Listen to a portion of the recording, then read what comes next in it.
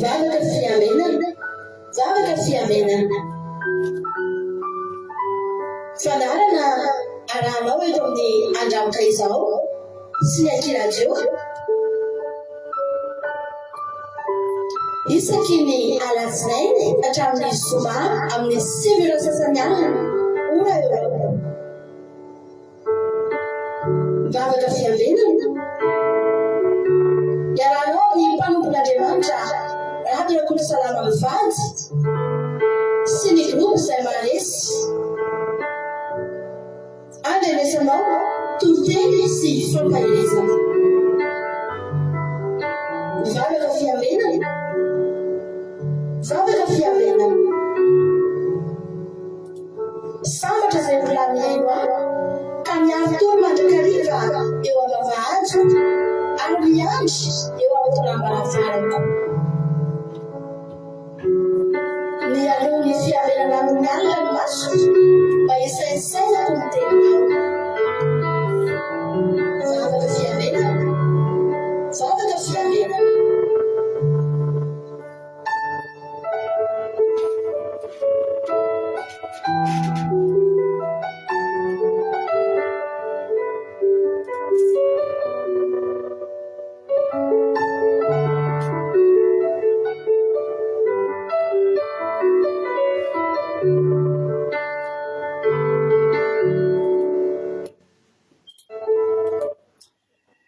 Alléluia, dia amin'ny fifaliana lehibe indray lasina babalala ny antsika amin'izao fotoana izao dia faly be mihitsy ny tenako mihaona aminao eto androany ary dia manonona ny fiadanan'ny tompo ho amintsika tsirairay avy isan-tokantrano isan-vatan'olona izay tonga miaraka aminay eto androany dia ny fiadanan'ny tompony amintsika tsirairay avy dia miarabanao nahatratran'izao sabata masina izao ho sabata fafinaretana ho sabata fitsarana ho antsika tsirairay avy anie ity sabata ity dia arabaina ianao tonga amin'izao andro lehibe izao dia manentana aminao indao hitsahatritsika fa nomen'Andriamanitra an'izany fafahana zany dia mirary fitsarana mahafinaritra be anao ho sabata fafinaretana fitsarana fiadanana fanasitranana tena hikoriana eo anoloanao ny loharano velona hiboboka avy eo amin'ny seza fiandrianan'Andriamanitra dia samy manovo samy misotro samy mandray fa manana anjara amin'izany ianao dia fiadanan'ny tompony ho amintsika tsirairay avy. Iny tompontsika rehetra nandrano fa tonga miaraka aminay dia tetena aminay tsika sendrasena koa natonga aminay fa tena misy raha ilan'ny tompo anao. Halleluia.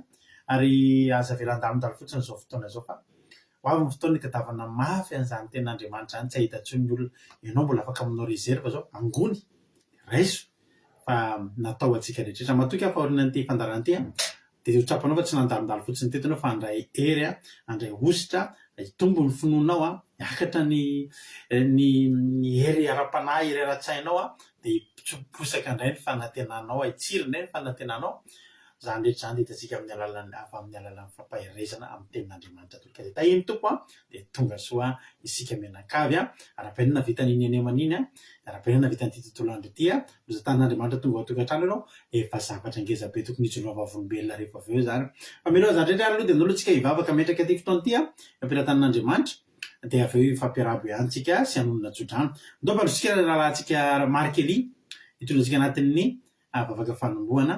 Markely, anao ny fitenenana. Mankasitraka indrindra pasitera na amin'ny fitenenana dia manonona fiadanan'i Kristy ho anao sy ny ankonanao, manonona fiadanan'i Kristy ho an'ny groupe izay maresy ary ny mpandraka vavaka fiambinana rehetra. Alleluia, amen.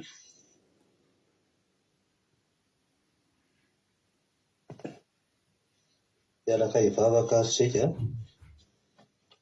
ry Jehovan-Andriamanitra rainay masina indrindra velom-pisaorana sy fankasitrahananao tokoa izay Jehovan-Andriamanitra satria samy amin'izay Jesosy manana anao, faly izay manana anao, fiadanana mandrakariva no manana anao Jesosy malala. Tena tsapanay isan'andro isan'andro ny fanatsihanao ny fiainanay fa ninina Jesosy malala olana mandalo ninina fiainana mandalo maro isan-karazany sao sy ny amin'ny rehetra lehanay eny dia tsapanay foana hoe eo foana ianao manatrika anay, eo foana ianao mitantana ny dianay Jesosy malala, eo foana ianao na miasa mandraranay fivelomanay dia eo foana ianao Jesosy malala fa be da be ny Jesosy tsy tapaviana intsony tao anatin'ny ankonany be da be mitseny ambony fandrinan'ny hopitaly ankehitriny be da be Jesosy malala ny olona mitady asa zany Jesosy malala dia olana zakain'ny olona marika be da be ny marary be dia be Jesosy malalo fa na dia niankohana raha tsisy Jesosy.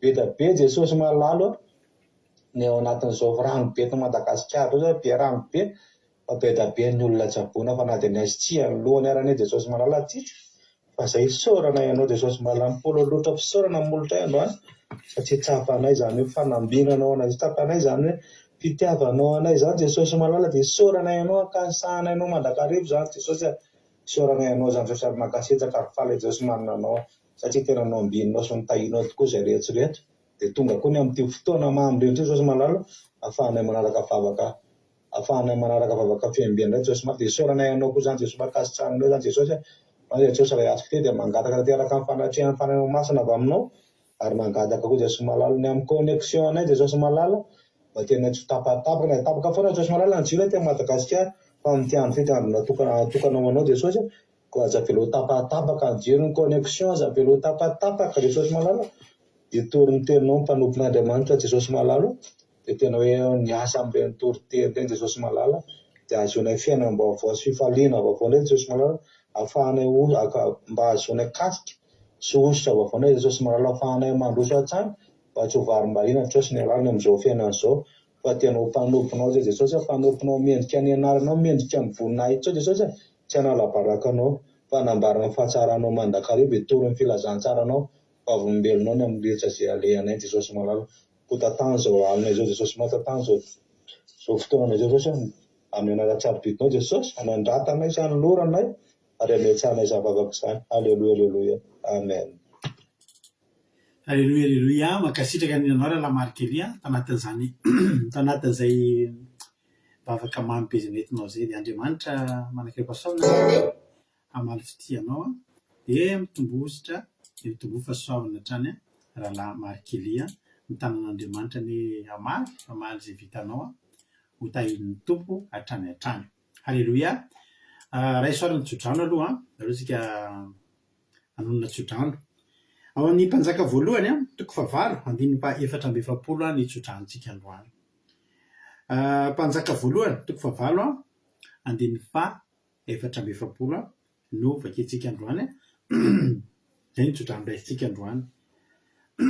Amin'ny anaran'i Jesosy manao hoe raha mivoaka hiady amin'ny fahavalo ny olonao na hoaiza ny anorahanao azy ka mivavaka amin'ny Jehovah manandrify ty tanàna izay novidinao sy ny trano izay nataoko ho an'ny anaranao izy dia noho any an-danitra ny fivavany sy ny fifonany ka omeo rariny izy. Aleluia amen. Naveriko raha mivoaka hiady amin'ny fahavalo ny olonao na hoaiza ny rahanao azy ka mivavaka amin'ny Jehovah manandrify ny tanàna izay novidinao sy ny trano izay nataoko amin'ny anaranao izy dia noho any an-danitra ny fivavany sy ny fifonany ka omeo rariny izy.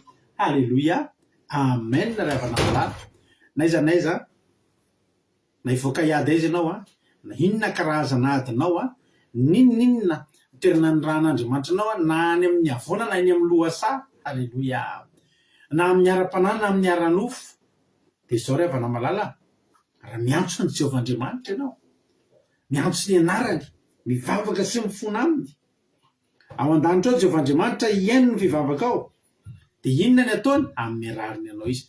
Samy mahazo rariny avy amin'Andriamanitra daholo amin'ny rariny ianao ane Jehovah Andriamanitra miadinao rehetra. Aleluia manoloana ny fahavalonao rehetra. Aleluia amen. Ray izany tsodrano zany Kodaniela Belzika Sandola Koety Frizasana miadana Madagasikara artisanat de Madagasikara France Ajaska Patiti France Itodinoelina France Hortensina Koety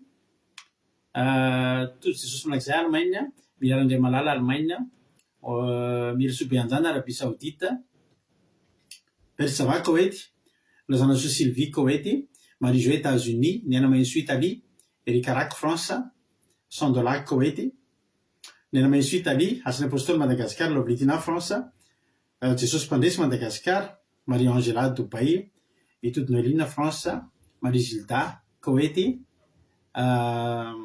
Erikarak France tonga soa daholo ny Elifanto France Rosemina France tonga soa koa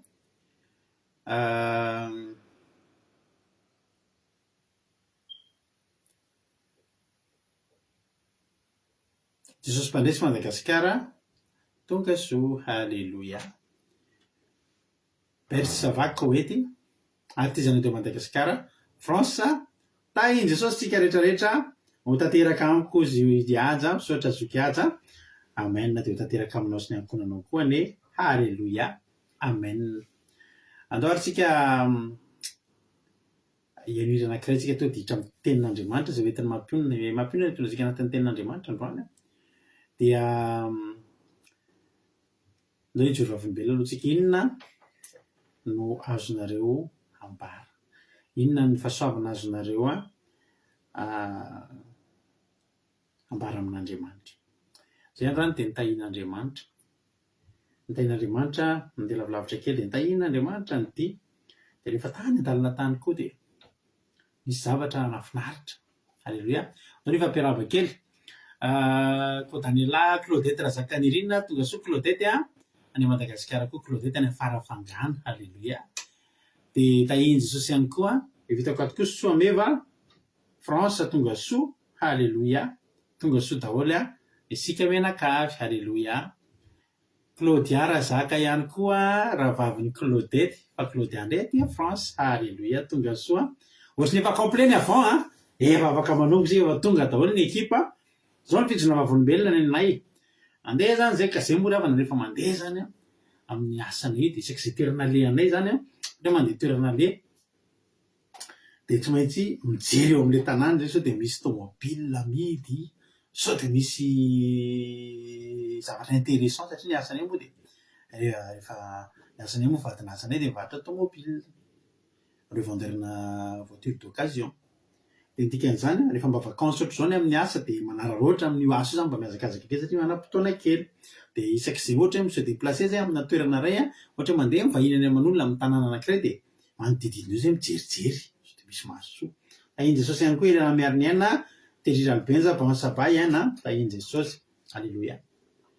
Dia inona tokoa fa tany akaikaiky ny toerana nalehanay tany misy zavatra intéressant.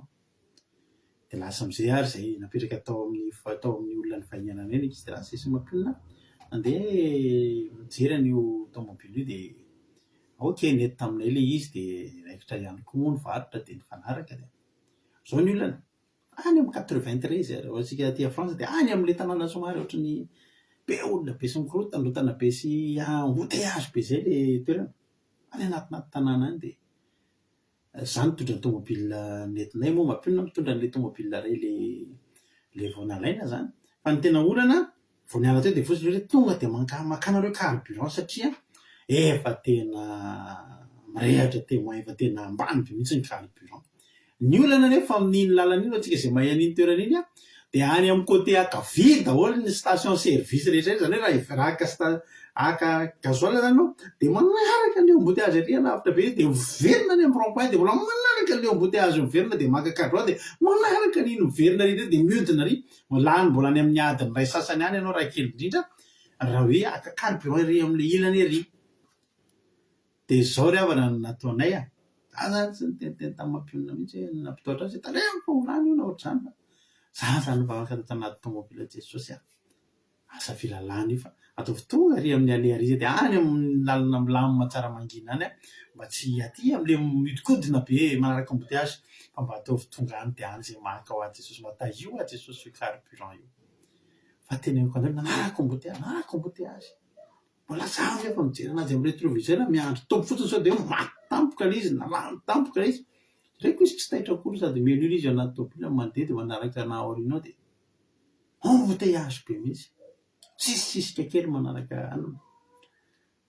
Jereko foana mbola tsisy signal foana hoe sanatria matina ohatr'izany dia koa ilay fonora ohatry ny ambany any rehefa nitondra vavaka fa voninahitry n'Andriamanitra ry havana tonga tany amin'ny toerana nanenganana ilay izy dia naninona ho zareo miverina miakatra ohatrany hoe raha tokony hiverina hidina io zavatra tena misy zany tantarako anao zany ny ainanay teo zany fa tsy manday raha androany anao vao tonga eto dia sao dia verinao fa mitantara sinema zany zavatra teneniko anao zany fa Jesosy vavolombelona fanamasina vavolombelona zavatra ny ainanay teo zany.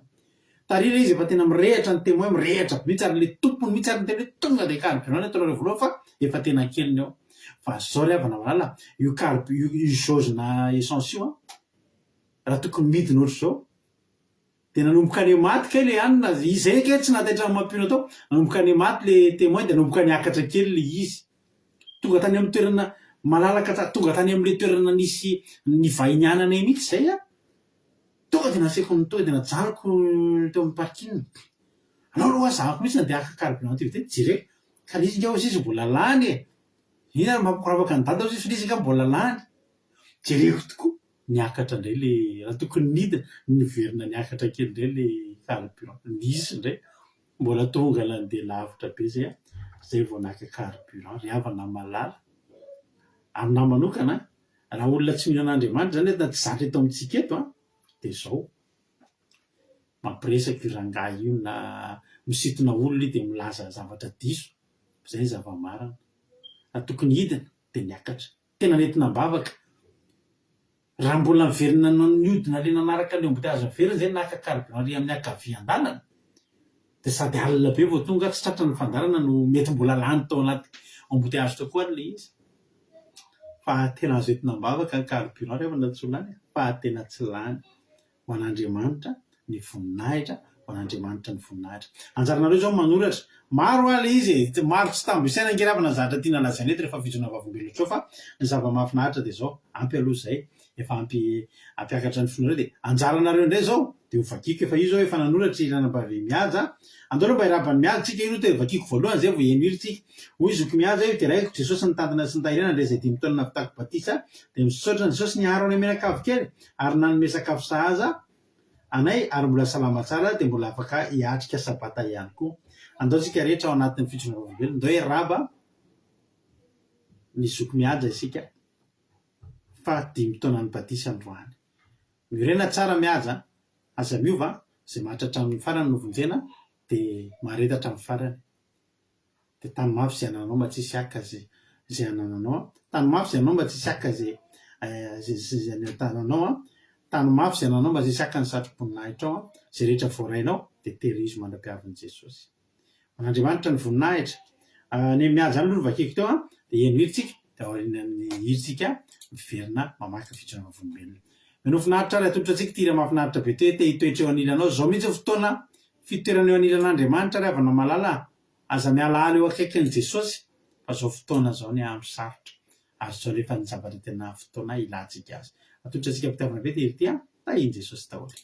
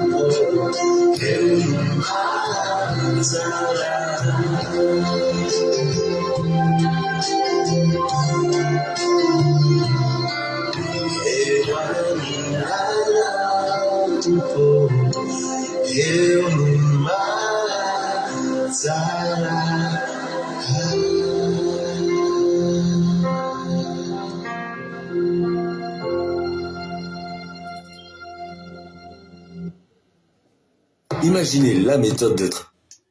Alléluia. Tena anisan'ny hira tena mahafinaritra mihitsy ny rindry avana. Tena isorako an'Andriamanitra mihitsy fisian'ny riva mahakasika ny foko tanteraka mihitsy ny rindry natolotra mpitiavana be anareo.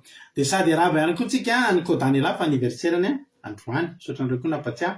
Fa aniversera koa i Kodaniela dia Jehovandriamanitra ny tany sy ny lanitra ania hitantana anao amin'ny tanana kavanan'ny fahamarinana niaro anao ary ampahomby anao amin'izay rehetra ataonao dia bizo mamy nareo miravavy mihaja anniversaire-na Batisa dia i Kotanila anniversaire naterahana tahiny tompo dia manana fifaliana ao amin'Andriamanitra lalandava. Halleluia.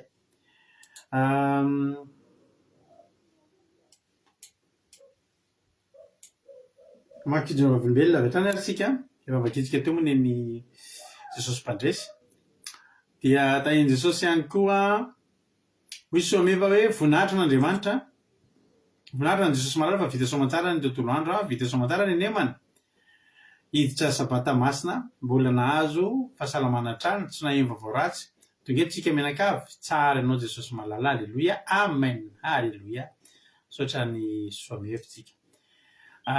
Hoy Kotanila, halleluia, misaotra Jesosy malala fa nahatratra tsika taonako sady olona nomeny tontolo andro tombonandro fahavelomana dia narovany ihany koa nandritra ny nemana iny sady mbola nitahatrany anay mianakavy fa tena tsy takatry ny saina fa tsara Jehova voninahitra sy nihaja ho azy iry ihany. Halleluia, amen. Hoy Kotanila. Hoy Lilina hoe ny Rahababatisa izy kay. Halleluia. Razana Sylvia Rahababatisa ihany koa marina tena Canada tonga soa tahiny Jesosy Sandriana. Halleluia. Mankasitraka ny lalamarika tsika tamin'ny vavaka fanomboana saika rehefa nisaotra teo sao dia sanatria diniko dia tongotra sy fahasoavana hatrany. Halleluia. Voninahitra n'Andriamanitra misaotra an' Jesosy tamin'ny fahatsarana rehetra nataony. Halleluia. Hoy Rose Mina. Halleluia. Misaotra indrindra.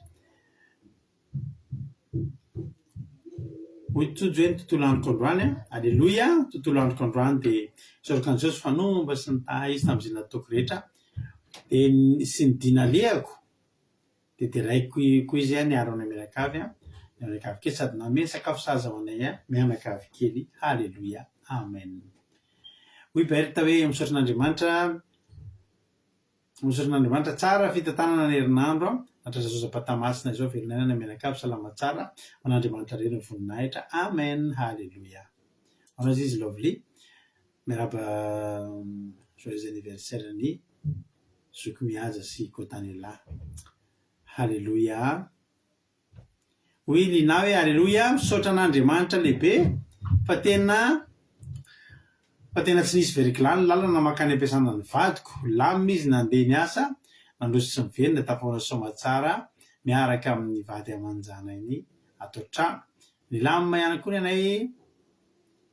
ny anay tato nanao surprise be hoako izy tena tsy hoetrretiko. Halleluia. Tenaina ny anarany masina voninahitra ho azy rery ihany. Halleluia, amen. Jesosy nanao surprise sa ny vady. Hoy fetra zana miadana hoe voninahitra ho an'ny tompo nanomboka maivamaivana sy mba misy fifaliana ny tontolo androko androany. Ry halleluia. Mitoy io rapitso friza zana miadana raha ohatra ianao mazoto manasa anao rapitso midira anaty Zoom installé anaty telefonanao Zoom dia rapitso isika ny fandarana izy mirahalahy famitiana totely sy commencement kely dia miditra anaty Zoom. Rehefa anaty Zoom tsika manomboka amin'ny folo sasany eo hatramin'ny roa sasany eo dia mivavaka tsika manao fotoam-bavaka tsika tena mivavaka tena mitady an'Andriamanitra tsika dia misy fotoana fitondranam-bavaka na ny aretina na ny olana sy ny zavatra manisy karazany manasa anao zany tsy frizazana miadana any fa isika rehetra izay mazoto manomboka amin'ny folo sasany mampidira installé anatin'ny telefoninareo ny Zoom dia andao hoe ary vavaka tsika andao hoentsika mavaka eo zany rapitso. Halleluia.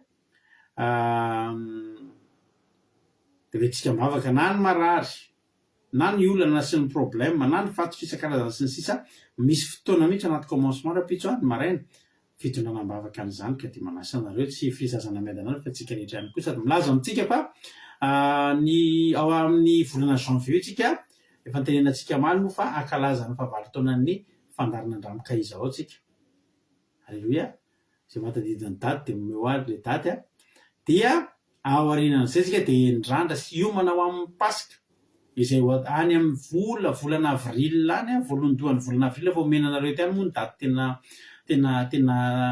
daty tena izy le daty tena précise mihitsy zany tena menantsika hoe am'rovina fa eo amin'ny voalohandohan'ny volana avril eo ny pasika atsika am'ty iomana ho amin'izany pasika zany tsika ka alohan'io pasika io dia tsy maintsy isy ny fivadikanana 3 andro ataotsika alohan'io pasika io voalohany menantsika any ny daty izy fivadikanana 3 andro iomanatsika idirantsika amin'ny pasika famasinana be mihitsy ny idirantsika am'ty tena pasika fandresena be ho anao zany hoe manomboka amin'ny 12 sasany any aminareo zay mihitsiny ny friza dia mampidira zoom dia raha pitso andefasanao manaovana anao demande d'amis aminah raha mba mety aminao dia manao demande d'amis aminah ianao na mampionina dia raha pitso rehefa manomboka ny zoom dia andefasana lien ianao lien-na zoom dia miditra dia mifankahitra daholo tsika rehetrarehetra dia ho hitanareo andramoka izao andramo fotsiny aloha ka izao dia miditra anao raha pitso daholo izy hoe tena mankaleobe miditra amin'io za tsy hiditra tsony amin'ny heriny dia tsy manina fa izany hoe hiditra lay amin'ny heriny dia faly foana zay hoy Erika edy raiky Jesosy fa mbola namindrano fo velona na somatsara na vitany anehoana iny ka mbola afaka mitandrina sabata amen zay zany entre ny janvier fankarazantsika ny fahavalo taona ny akira ny vavaka fiambenana ny fandarina andramoka izao moa zany fa tsy hoe vavaka fiambenana ihany ny fandarina andramoka izao dia misy zavatra maro hitanareo tsy mbola ny akira teo fa ny fandarina andramoka izao dia alohan'ny pasika tsika misy fivadikanana 3 andro tsy dia manalavitra ny pasika amin'ny 9 janvier zoma 9 janvier tsika kalaza ny fahavalo taona ny fandarina andramoka izao zay misaotra lina efa nyteneniko teo hoy sandolay alleluia soroko an'Andriamanitra amin'ny fahasalamana sy fahitapity ary fiadanany alleluia amen misaotra sandola omampionina miarabany mihaza izy alleluia miarabany mihaza sy koa tany lahy koa be marina tiana alleluia tsisy isorina koa tany lahy Marizo makasitraka sy miraba tonga so ferana rakoto Jesosy nanao surprise ho izy lina alleluia tsara be zany misaotra Andriamanitra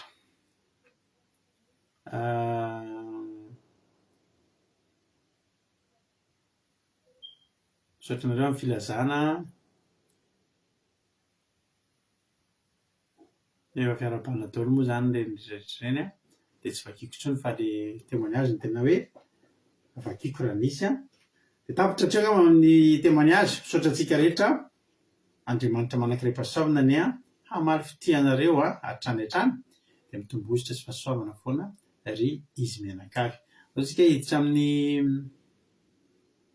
ten'Andriamanitra avy hatrany tsika dia andao ampandrosoantsika avy hatrany mampionina hitonantsika anatin'ny tenin'Andriamanitra alleluia rehefa vonona mino efa vonona ianao hoy zokitoto misaotra an'Andriamanitra fa milamina tsara ny fiainana ty atsimo nomeny tombonandro daholo isika mianakavy ary tonga soeto daholo alleluia amen be hoy miarina tany soran'Andriamanitra nytantana tontolo andro ka mbola nahatonga teto tsara Jesosy mirary soa ianareo rehetra zay mandalo aretina sy tsy fahasalamana dia rapitso dia midirana tsy zoma dia mandeha FNP amiko rehefa tonga amin'ny fotoana fitonana mavaka dia tsika mavaka indray izy olana tsy aretina sy sisa fa ny sabata koa dia fanasitranana raha teo ndao arindra amin'ny ten'Andriamanitra sika mampionina avy hatrany dia menanao ny fitenenana dia rehefa vita ny torotenina dia veneto koza mamelabelatra ny ten'Andriamanitra tahiny Jesosy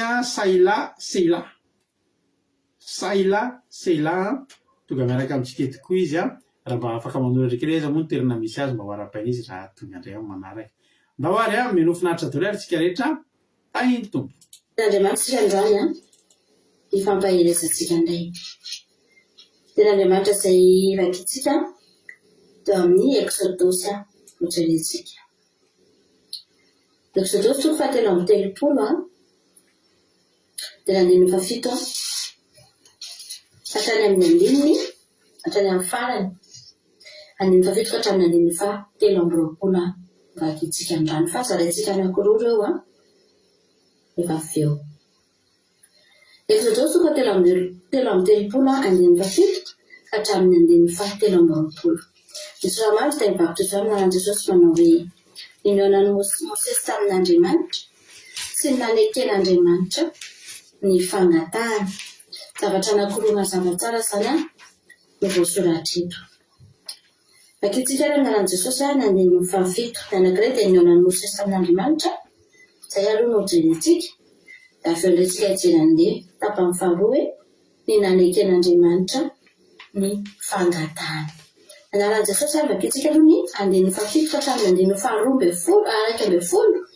Da avy eo toy izantsika indray ny vaky-teny. Ary fanaon'i Mosesy ny makalay ka manorina azy eo ivelan'ny tompy lavidavitra. Ary ny anarany dia nataony hoe ny tranon'ilay fionana. Ary izy rehetra notarian'i Jehova dia mivoaka ho eny amin'ny tranon'ilay fionana izay teo ivelan'ny tompy. Ary raha nivoaka eo amin'ilay Mosesy dia nitsangana ny olona rehetra ka samy nijanona teo alohan'ny varavaran'ilay ny avy. Dia nitazana Mosesy manam-patonga tao amin'ilay. Ary raha niditra tao amin'ilay Mosesy dia nidina ny andro rao ka nijanona teo alohan'ny varavaran'ilay. Ary Jehova dia niresaka tamin'i Mosesy. Ary hitan'ny olona rehetra ny andro rao nijanona teo alohan'ny varavaran'ilay dia nitsangana ny olona rehetra ka samy nipoaka teo alohan'ny varavaran'ilay ny avy. Ary Jehova niteny nifanatrika tamin'i Mosesy tahaka ny olona miresaka amin'ny sakaizany. Ary niverina nakeo amin'ny tompy izy fa ny mpanompony dia Josoaza tompy zanaky Nona tsy niala tamin'ny lay. Halleluia. Amen. Dia zavatra nitrano ity ravana malaza dia tao aorian'ny nidinan'i Mosesy voalohany avy tena tendrombohitra Sinay. Ary fantatsika tsara fa efa nidina avy eny tamin'ny voalohany Mosesy dia nitondra ny vato fisaka izy dia diso fanantenana izy fa hatezerana avy hatrany no hita ny vao nidina avy eny izy satria nanombo sampy ny zanak'Israely anangana ao mbola kely volamena. Dia taorian'izay Mosesy tena tezitra tamin'ny zanak'Israely ary novakiana ilay vato fisaka. Ny zavatra nitrano ity izany dia teo anelanelan'ny Sinay voalohany sy ny Sinay faharoa satria aorianan'io dia mbola hiakatra eny indray Mosesy. Halleluia. Mbola nanteran'Andriamanitra niakatra eny indray izy eo ambadika ao andeha hanoratra didy indray. Tsy navela n'Andriamanitra hoe potika ilay didy dia tsy nosoratana intsony. Fa rehefa nidina Mosesy ravana teto amin'ny tranonay teto amin'ny tompy tonga teo izany Mosesy. Dia izao zavatra nitranga. Ny fifandraisan'Andriamanitra amin'ny sy Mosesy efa hatrena tendrombohitra ny efa nafana. Nafatra teny Mosesy dia efa nifampiresaka tamin'Andriamanitra tahaka ny sakaiza. Tsy hoe teto ihany izany Mosesy vao miresaka tamin'Andriamanitra tahaka ny sakaiza rehefa hatreny tendrombohitra Sinay. Fa saingy teto kosa dia teo imason'ny olona, teo imason'ny vahoaka. Hitan'ny olona mihitsy izany hoe io Mosesy io fa miresaka amin'Andriamanitra. Tsy tapaka mihitsy ny fifandraisan'i Mosesy sy Andriamanitra. Na tena tendrombohitra Mosesy na tetỳ atopo Mosesy. Ekena fa rehefa nidina tetỳ Mosesy dia araka ny teniko anao hoe nisy fahatezerana tao. Tonga dia korotana ny zavatra vatany tetỳ ambany tetỳ. Azo antoka mihitsy hoe teny Sinay teny ambony teny izy tsisy nenina hita ny teny. Jehova reny no hita ny teny. Fampiresaka tamin'Andriamanitra izy fa vao nidina tetỳ atopo izy dia feno korotana teo. Azao rehefa namalala na dia feno korotana aza teo. Ny zahan'i Mosesy nalamina aloha ny korotana. Ny zahan'i Mosesy nampitoniana aloha ny fony. Fa Andriamanitra sy Mosesy tsy nifanalavitra mihitsy. Tsy nisaraka mihitsy tsy niova mihitsy ny fifandraisan'Andriamanitra sy Mosesy na dia efa nidina tetỳ atopo aza i Mosesy rehefa namalala. Izany izany teteny aminao hoe ianao io efa nentin'Andriamanitra tena tendrombohitra ianao. Efa nisy fotoan'Andriamanitra tena niona taminao. Halleluia. Niteny taminao Andriamanitra. Miovaova ny fiainantsika rehefa namalala. Ndraindray tokoa tonga ny fakam-panahy Indraindray nge tsika misy fatezerana e. Indraindray nge misy zavatra mitranga mandisy fanantenana e. Misy korotana ny tontolo manodidina antsika. Fa za androany ampahery anao. Andriamanitra tsy miova. Fa ianao ve iova? Iova ve ny fifandraisanao amin'Andriamanitra? Iova ve ny fifampiresahanao amin'Andriamanitra? Raha ohatra ka miatrika korotana ianao. Raha ohatra ka miatrika problème ianao. Ny zavatra nentin'i Mosesy, zavatra tokony hampilamina ny zanak'Israely, fa fahatsopanatenana no hitany, fahatezerana. Fa tsy nahavela Mosesy rehefa hanofa ny fifandraisany amin'Andriamanitra. Hoe tena Andriamanitra amin'ny 17 hoe ary fanaon'i Mosesy ny makalay ka manorina azy eo ivelan'ny toby lavidavitra. Any anarana ataony hoe ny tranolay fihaonana. Inona ny zavatra nataon'i Mosesy? Nanao tranolay fihaonana Mosesy. Dia ny tranolay fihaonana tsy nataony tao anatin'ny toby. Fantany fa eo ireo olona ireo. Ireo olona ireo olona maditra ireo, olona voavina nompo sampy ireo.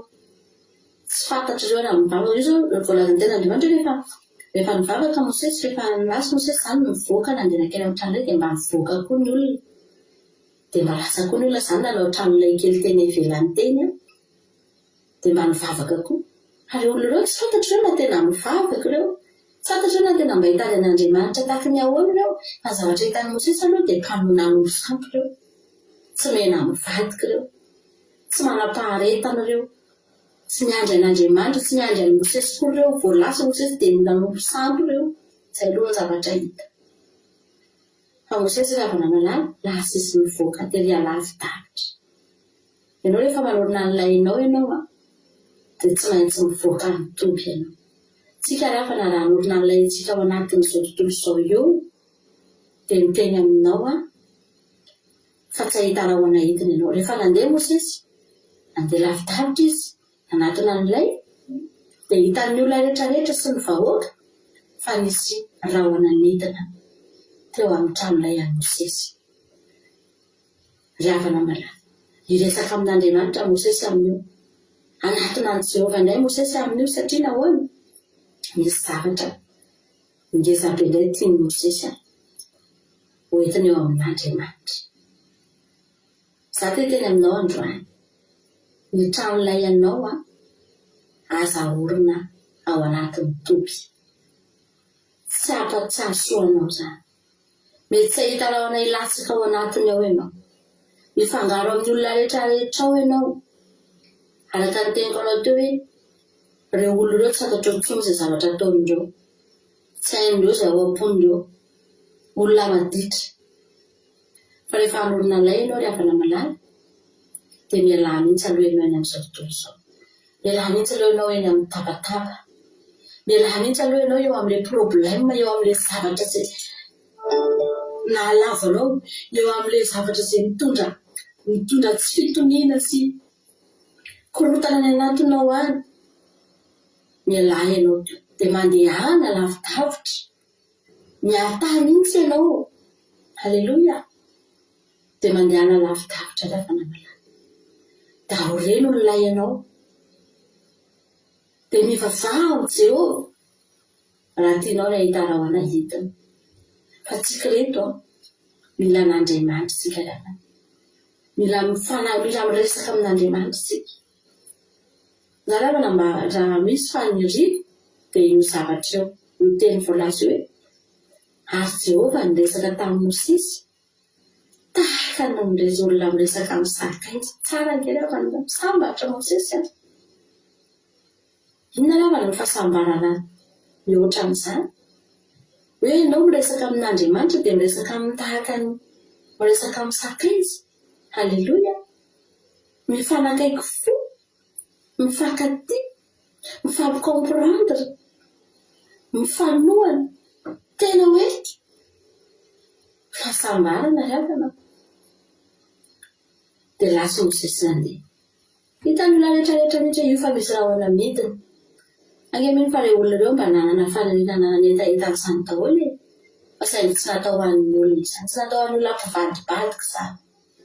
tsy natao an'ny olona mora miovy zany fa natao an'ny olona anankiray izay mifikitra amin'Andriamanitra manao izay tian'Andriamanitra asena miakatra eny an-tendrombohitra dia miakatra eny an-tendrombohitra tsy misy monomononana mihitsy ngelafany ny zanak'Israely sady efa nijanona teny Atoby tsy nandeha nandray mandingana tsy nandeha nandray kilometatra niakatra ary fa mijanona eo Atoby miandry fa i Mosesy manino mamikiviky avo ngelafana zany tendrombohitra Sinay zany 20 taona ngelafana Mosesy miakatra amin'izany fa tsy hoe olona mbola ao anatin'ny fahatanorano hoe 20 taona tsy hoe olona mbola avy hanao sport fa olona 20 taona no miakatra eny an-tendrombohitra Sinay zany ny olona mitady an'Andriamanitra tsy monomonina amin'ny zavatra ohatran'izany fa maninona Andriamanitra ako nasenao miakatra eny ambony eny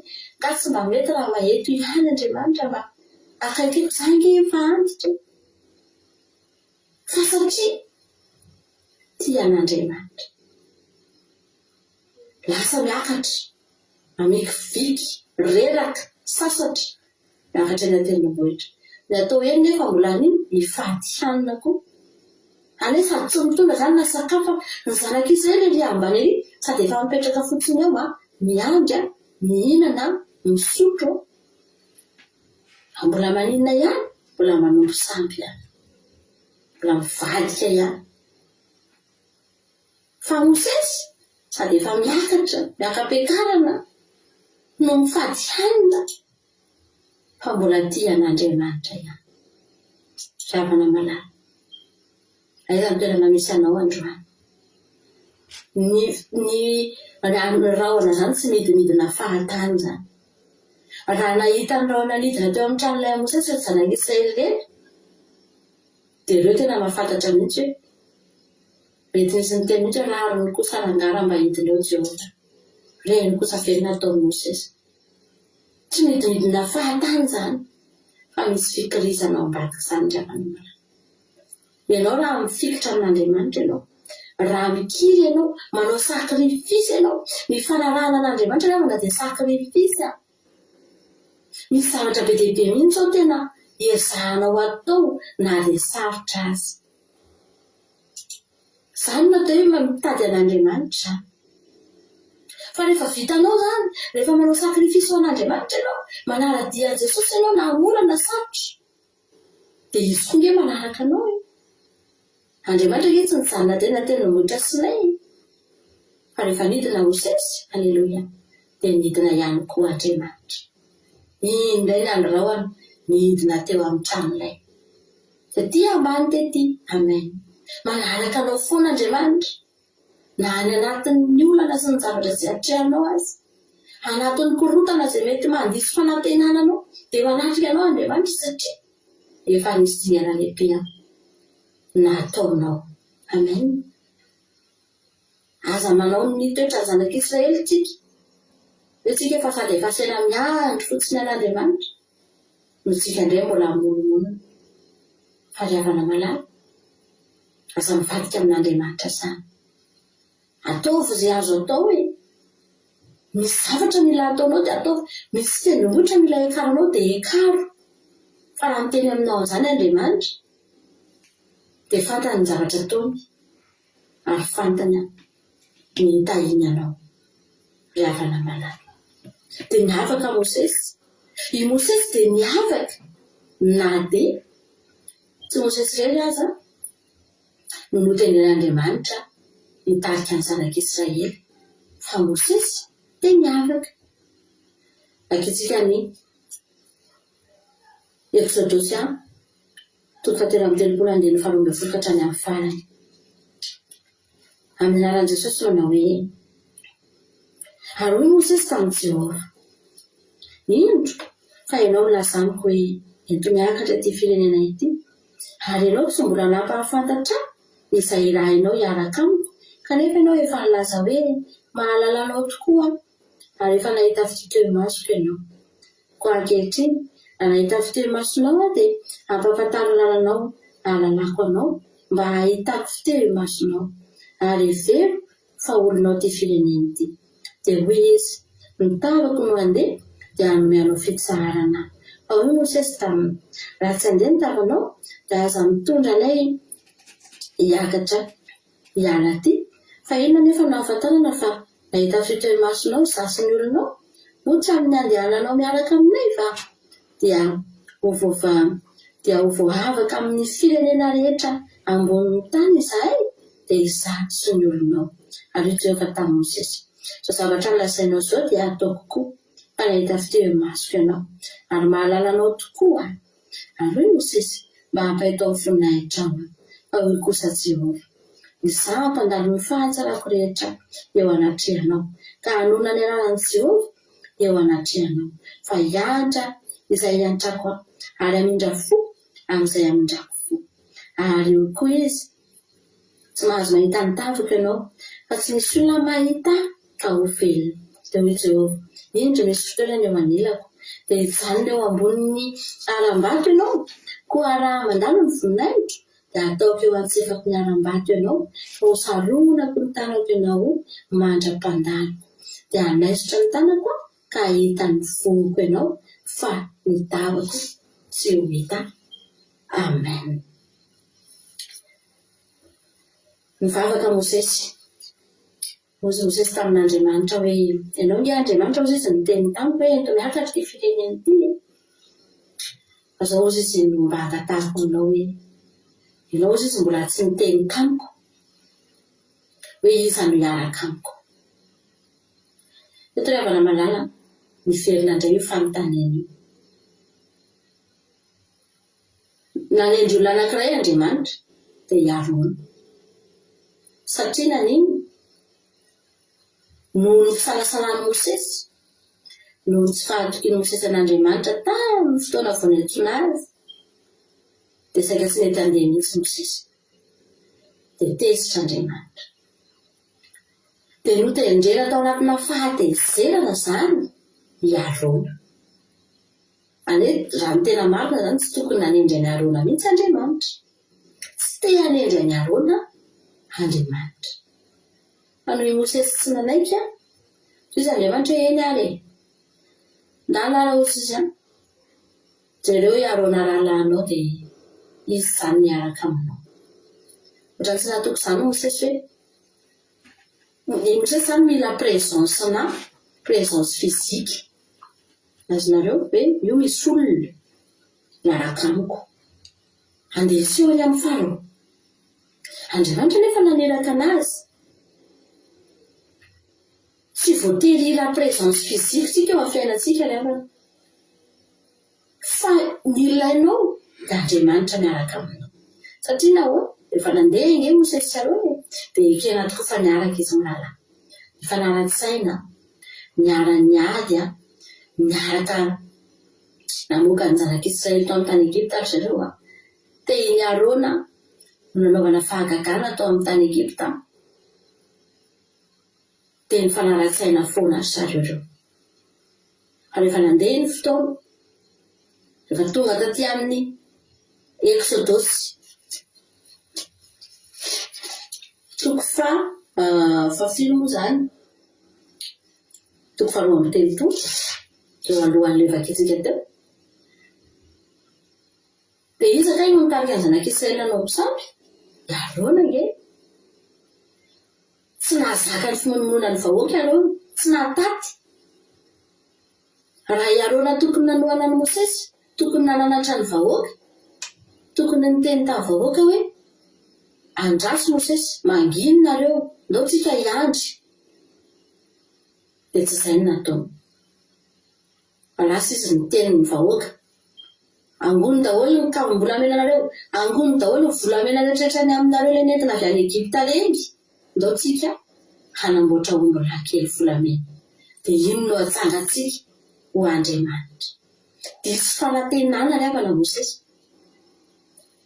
Ary tena hitan'ny Mosesy mihitsy mitety hoe aikay. Tsy misy olona azo atokisana akay. Mosesy izany niakatra tena tendrombohitra Sinay mba nanantena mihitsy hoe ndry eo i Arona kosa eny. Afaka miambina ny vahoaka fotsiny mandra-paha 700 andro fotsiny ry Arona mba hiakatra kely fa mba eo zany ianao rahalahy ambeno vahoaka rahalahy fa inona zavatra nitranga fanompoty sampolo mivatany Mosesy satria nivadiany Arona angena dia Mosesy azy le olona niaraka sy tsy mifandao hatramin'izay mifanohana hatramin'izay nivadika i Arona izy indray nampanompo sampony zanak'Israely ary io fotoana iny dravana tena anatra ho an'ny Mosesy iny anatra Mosesy koa nge mananarin'Andriamanitra hitan'ny Mosesy iny tamin'iny fotoana iny hoe tena zoka ile izy zao ny vokatry ny nanendrenan'ity lehilahy ty tsika hoe dia mieritreritra raha i Mosesy rery ve no nandeha teo alohan'ny Farao nitondra ny teny nanao ny fahagagana namoaka ny olona dia tsy vita Mosesy ve zany ny zavatra rehetrarehetra teo iarava na Andriamanitra ny asa solon-tena fotsiny angeny nataondreo teo fa Andriamanitra daholo angeny naneo ny fahagagana sy nanao ny zavatra nananamafy ny fony Farao nampisokatra ny fony Farao nananome ny zanak'Israely ny harem-behivavy nentina nivoaka tao avy amin'Andriamanitra daholo angeny reny fa reto ilay reto i Mosesy sy Arona dia nitsangana fotsiny teo solon-tena tsy nanao ninina fa Andriamanitra no niasa tao ambadiky ny zavatra rehetra fa tsy nahatoky tena Mosesy nanarin'Andriamanitra Mosesy hoe io i Arona miady mihitsy moa izy mirahalahy fa manino ianao ozy izy Mosesy no mitarika ny olona no samy zao hoe ny zavatra ny fanalahintsika zao hoe ny zavatra ny faneketsika dia i Arona moa nanometsiny ny olona indray ka ny olona angeny teny hoe ianao ela be dia nanitady Andriamanitra ry zareo hoe avy eo zahako ny teny andao tsika nangona volame na inona rehefa na excuse ny Arona dia zao mivadika izy vadika tamin'Andriamanitra izy mivadika tamin'ny Mosesy izy ary zany no mahatonga antsika tsy mba miankina manao ny tombontsika rehefa aza ampijoroana amin'ny tongotr'olona zany aza manao référence olona zany tsika rehefa manompo an'Andriamanitra ary aza mba matoky olona zany tsika ozy izy ny ten'Andriamanitra eo avakitsika foana ary tenentsika ny amin'ny Salamo 118 Salamo vavalo amin'ny folo amin'ny zato angany ny vavalo io moa ilay maninona moa azay matadidy inona moa io teny io azay matadidy ao tenentsika eto foana maninona moa andiny vavalo sasivy amin'ny anan'i Jesosy tsara ny mialoka amin'ny Jehova noho ny mialoka amin'ny olona tsara ny matoky an'i Jehova noho ny matoky ny mpanapaka teny zany ravana malala dia tena natoky any Arona tokoa zao Mosesy zao hoe fa mba misy any Arona zao tsy zarery tsony fa nivadiany Arona izy dia inona ny zavatra nitranga niverina indray ilay fanontaniana ianao nge ozy izy Jehova mbola tsy niteny tamiko zao fotsiny ny teninao hoe ento maka sitraka tojo eo no misasaka amin'ny Baiboly ianao nge ozy izy nefa niteny tamiko hoe eto miakatra ty firenena ty maka sitraka Sandrerika fa iza ny olona tendrenao hiaraka amiko dia mbola tsy nanendry mihitsy ianao olona hiaraka amiko ohatran'ny hoe Mosesy zany mbola te hahita foana indray hoe raha tsy naomby any Arona dia iza indray zany ny asolo any Arona mila présence hitanareo mila zavatra hita maso mihitsy Mosesy mila présence fizika mihitsy Mosesy hoe tena io indray misy olona ohatran'ny Arona miaraka aminy ravana malala tsy voatery hatoky olona ianao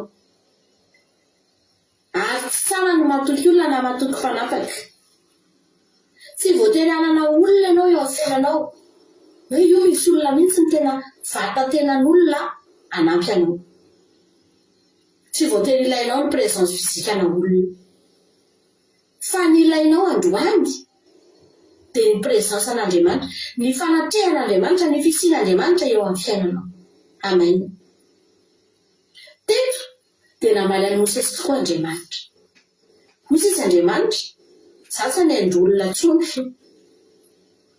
fa za mihitsy alleluia io ihany ingeny efa mitenena io efa tany amboalohany dia efa tian'Andriamanitra napetraka tamin'ny Mosesy hoe za hiaraka aminao ahako mandeha ihany fa za no hanome ny teny eny ambavanao. Ozy izy Mosesy miambaka vata miadam-piteny any toy Andriamanitra moa tsy za hoe nanao ny vava midika zana hoe za miaraka aminao, za eo anilanao, za tsy amelanao ilery mombanao mandeha ihany fa aza matahotra fa efa maty le nanenjika anao za mombanao. Fa saingy Mosesy tsy natoky. Ary betsaka ny olona voafetra ny finoan'ny olona. Miteny mihitsy ny sa Andriamanitra tena raha tsy misy olona mihitsy aloha tena hitako hoe ohatr'izao tena tsy matoky aho hoe mombanay ianao hoe aloha mihitsy tena hita masoko mihitsy Andriamanitra. Fa teto lafana ny velona ozy izy Jehovah za mihitsy za mombanao, za ihany engeny Mosesy mombanao hoe nitavako ny elo lalànanao. Fa zao ozy izy Andriamanitra ianao tsy afaka ny ahita, tsy afaka mijery anahy ianao satria ianao olombelona nofo raha mahita anahy ianao dia maty, za tsy afaka hitanao zany. Andalo eo aminao ho ialohanao ny tavako, ampahitako ny voninahitra ianao, ampandaloviko aminao isan'andro ny fahatsarako fa saingy za tsy ho hitanao. Amin'ny fotoana zany Andriamanitra andalo dia afenin'Andriamanitra aloha hitanareo, afenin'Andriamanitra aloha Mosesy takonana amin'ny tanany aloha satria io Andriamanitra fa mandalo.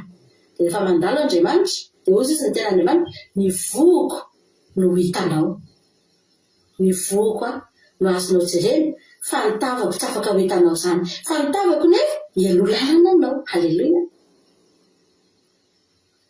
Ndao rehefa natoky an'Andriamanitra tsika, Andriamanitra tsy hitanao maso zany Andriamanitra. Fa ny fiasan'Andriamanitra eo amin'ny fiainanao, ny fahitanao ny voan'Andriamanitra dia ny asa'Andriamanitra. Saroman'Andriamanitra tsika tsy ahita ny tavany, fa ny tavany mialoha lalana tsika. Amen. Aza matoky olona zany ianao, aza matoky n'izan'izy zany ianao. Fa na olona namanao androany, olona mety miaraka aminao androany, mifamarafara aminao androany, mifanohana aminao androany, mety hivadika aminao indram-pitso. Ary dia mikivy ianao, dia ho diso fanantenana ianao. Ary na aty amin'ny sehatry ny fivavahana azy, na aty amin'ny sehatry ny fanompoana ary havana malala, tsika tsy mijery olona zany tsika manompo an'Andriamanitra. Raha mijery olona tsika ka mahatoky olona tsika manompo an'Andriamanitra dia anaraka n'iny olona iny foana tsika, na tsika ho kivy amin'ny fotoana miova iny olona iny.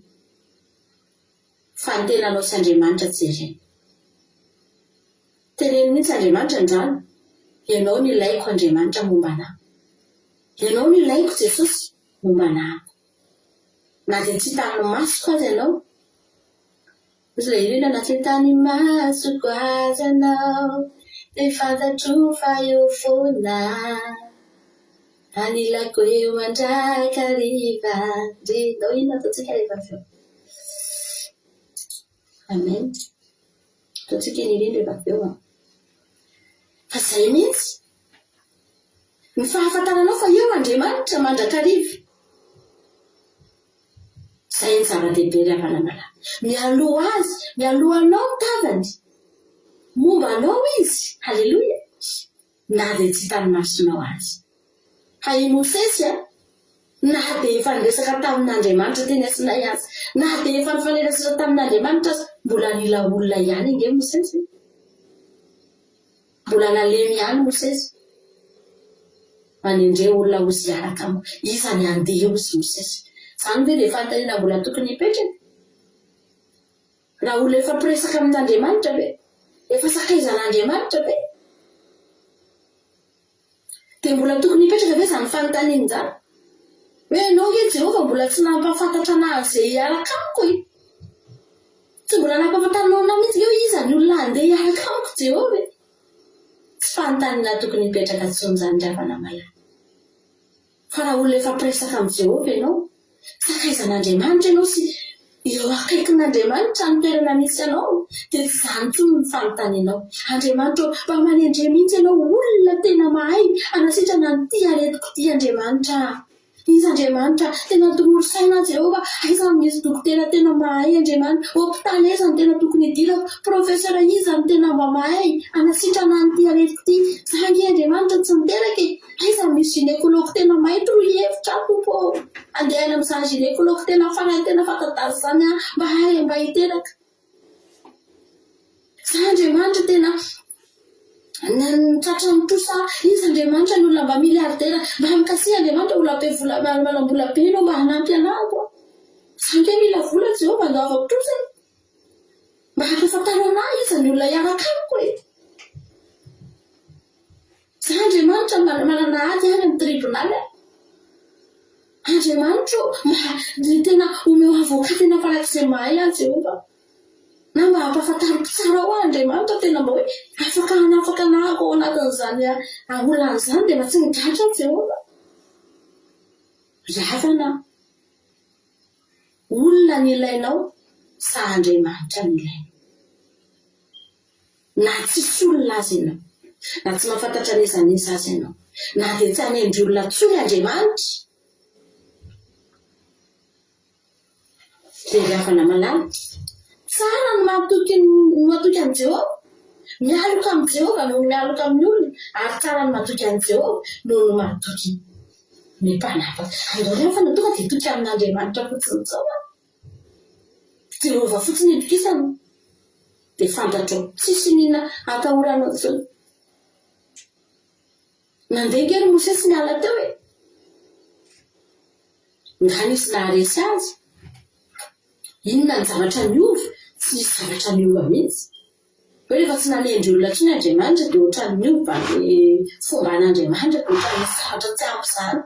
Tsy ravana malala. Momba an'ireo foan'Andriamanitra. Tsy miova ny fomba an'Andriamanitra amin'ireo, na dia tsy nisy olona natendry an'Andriamanitra ankoatran'i Mosesy foana aza. Totsika mba handray leso. Fa ny olona afaka miova, ary ianao afaka tsy hananan'izany ianao eto amin'ny tontolo ity. Afaka. Hoe izany olona mahantra tsy mba manakavana manankarena, hoe izany olona tsy mba mahafantatra olona, hoe izany olona tsy manambola hitsaboana tena, hoe izany olona tsy mba manana vola hividanana fanafody lafo be. Ravana malala dia hitady an'izy tsika, andao tsika hitady an'i Jehova. Andao tsika toky an'Andriamanitra e, aleluia. Andao tsika hialoka amin'Andriamanitra. Tianao Jesosy a. Izay indray ny teny entiko ampahelezana anao androany. Mino fa mpairanao izany teny izany. Mino fa voaray anao izany teny izany dia mahereza. Aleluia. Dia davitsika ilay hita teo fa mbola tsy homaniko. Davitsika ilay izy io e. Aleluia. Eny iray ihany tsika rehefa avy eo so raha teka mampirina azafady ny titiran'ilay hira ilay hoarehefantsika rehefa avy eo fa izay hira ny tetavinao izay mihitsy hoarehefantsika rehefa avy eo. Mankasitraka rina mampirina tanatin'izay aleluia izay tenin'Andriamanitra izay. Zaho manokana tena mahita mihitsy rehefa ohatran'izao hoe tsy dia tena mahita tsony hoe inona ny tokony velabelarina amin'izany, fa tena ireka ampy ny zavatra izay voalaza. Teboka vitsivitsy fotsiny tiako mba hitondrana famelabelarana kely. Zara roa izy ity aleluia. Ohatra ny mampirina dia Jesosy amaly fitianao dia mitomboza sy fahasoavana foana hatrany hatrany, mba hireza foana amin'ny asan'ny tompo. Mba mangataka mampirina mba hanoratra an'ilay hira mino ahy zona famonjena. Izay ny ataontsika rehefa avy eo. Alléluia.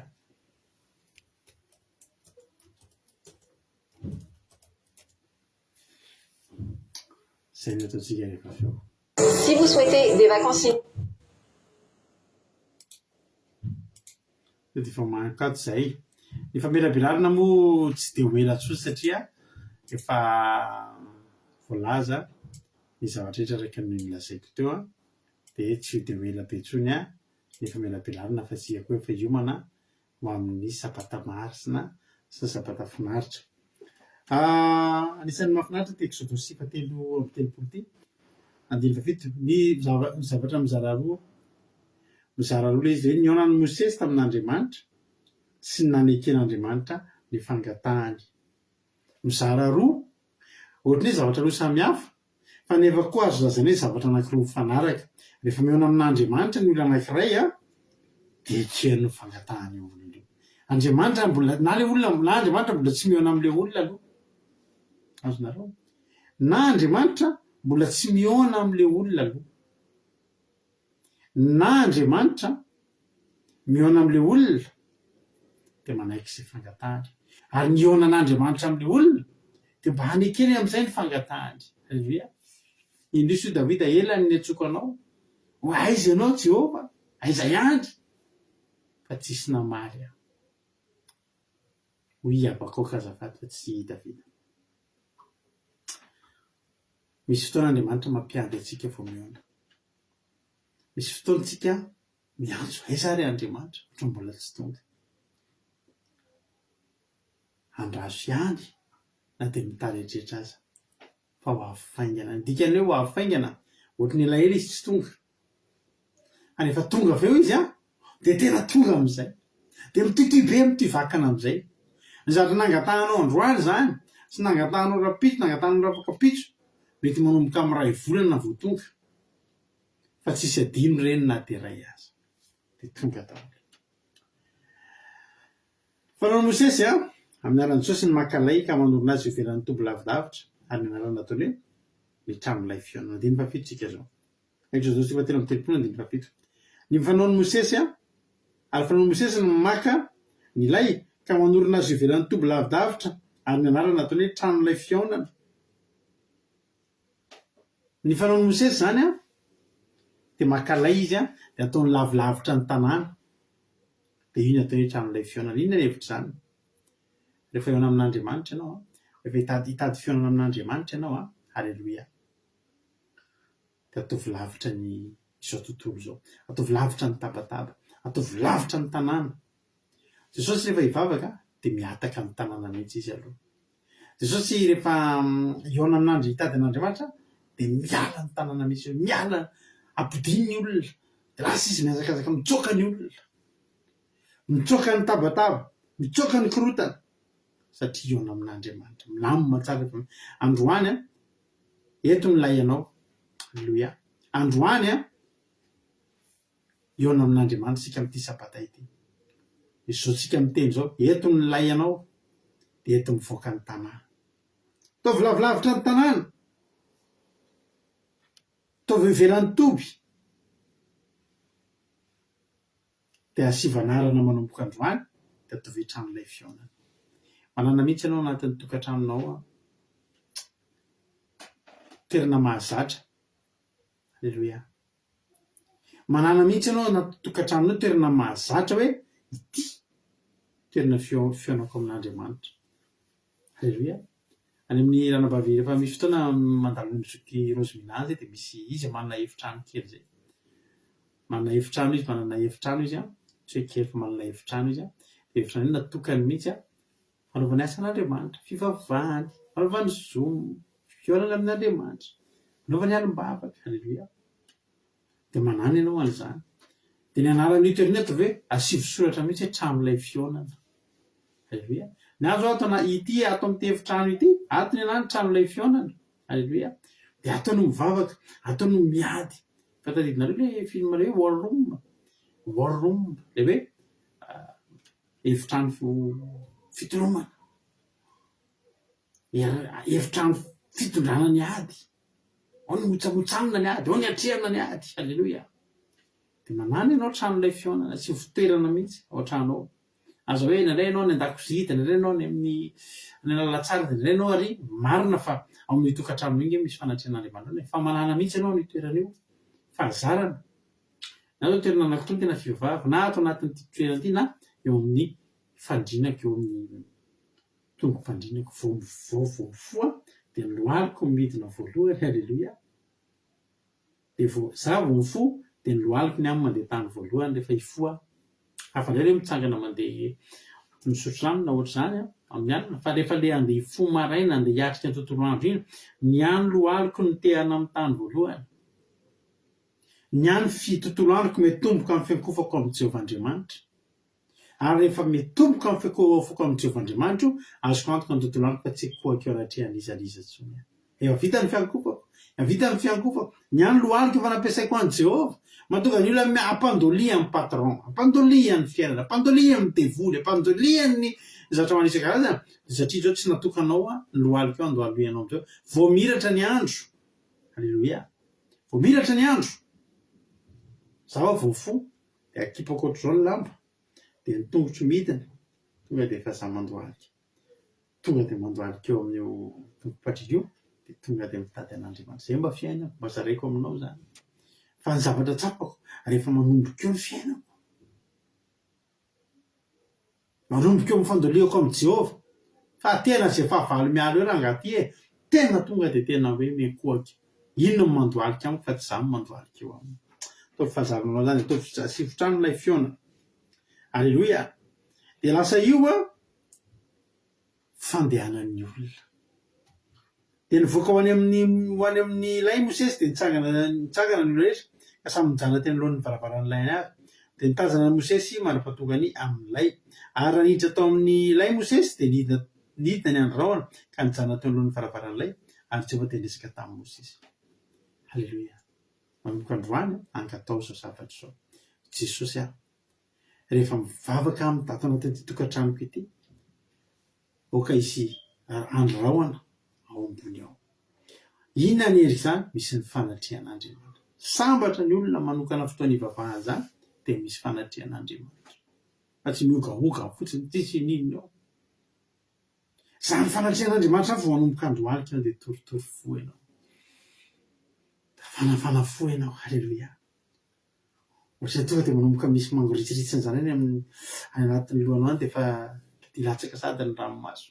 toritory fo tsara Jehova de misy fanatrehan'Andriamanitra de tonga Jehova miresaka amin'ny Mosesy Jehova rehefa miresaka amin'ny Mosesy de voalazan'ny tenin'Andriamanitra fa andiny raiky mbola Jehova niresaka ny teny fanarika tamin'ny Mosesy taka ny olona miresaka amin'ny sakaizana de velanakeo amin'ny toby izy fa ny mpanompony de Josoa zatovo zanak'Nona tsy niala tamin'ny lay halleloia de miresaka amin'ny Jehova Mosesy satria namokana ny efitrano namokana ny trano lay io trano lay io tsy ny olona rehetra no matory sy mipetraka ao sy ny sisa ny alehan'ny Mosesy ao de mihaona amin'Andriamanitra Mosesy koa manana ny layany manana ny trano layany izy rehefa isakafo sy anao azo ato amin'ity efitrano ity tena miezaka tsy misakafo ato rehefa fivadikanana vao misakafo ato rehefa fivadikana de tapitra ny fivadikana samy eto amin'ny zomety de somary mitsaingotsaingoka kely na fandraisana fanasany to sady tsy atao amin'ny matory tsy atao amin'ny mihinan-kanina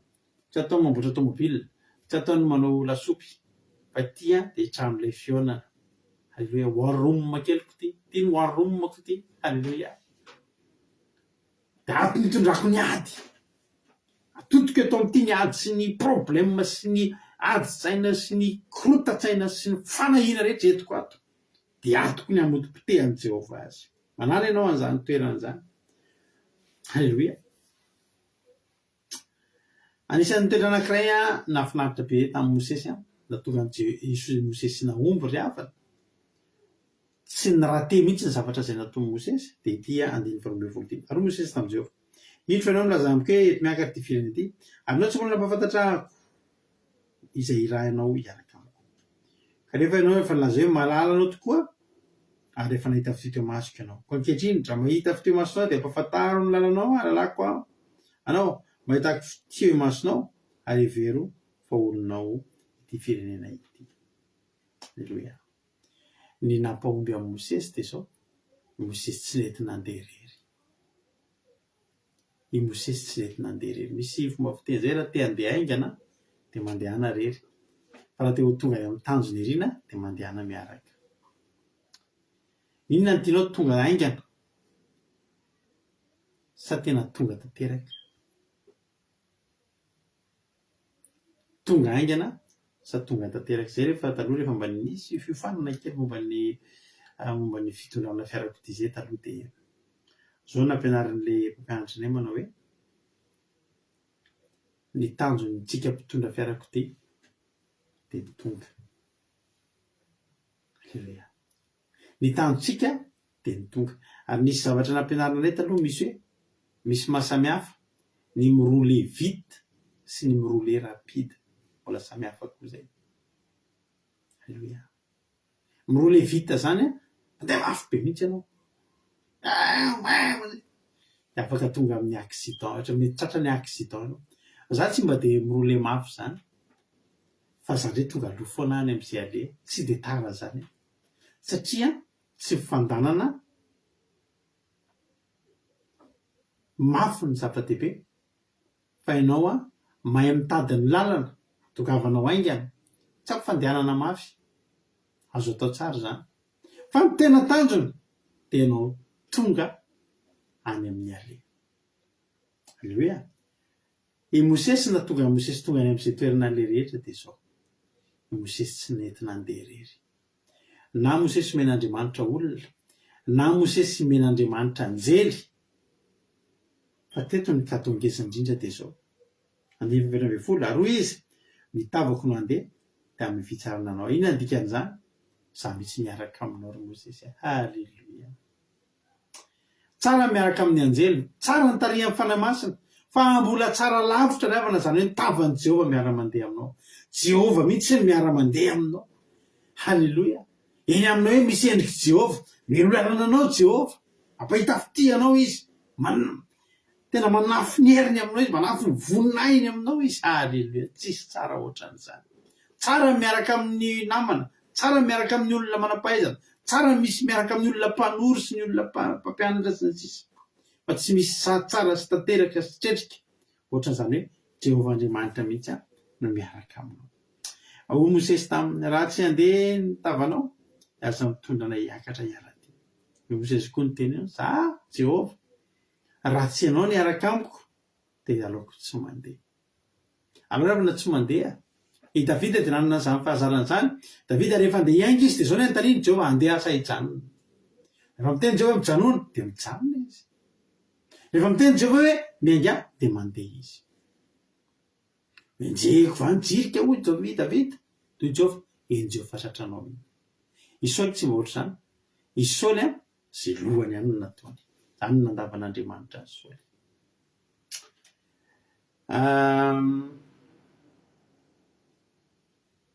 Andify 20 Jehova, hoy Jehova tamin'i Mosesy, izao zavatra nolazainao zao dia ataoko tokoa.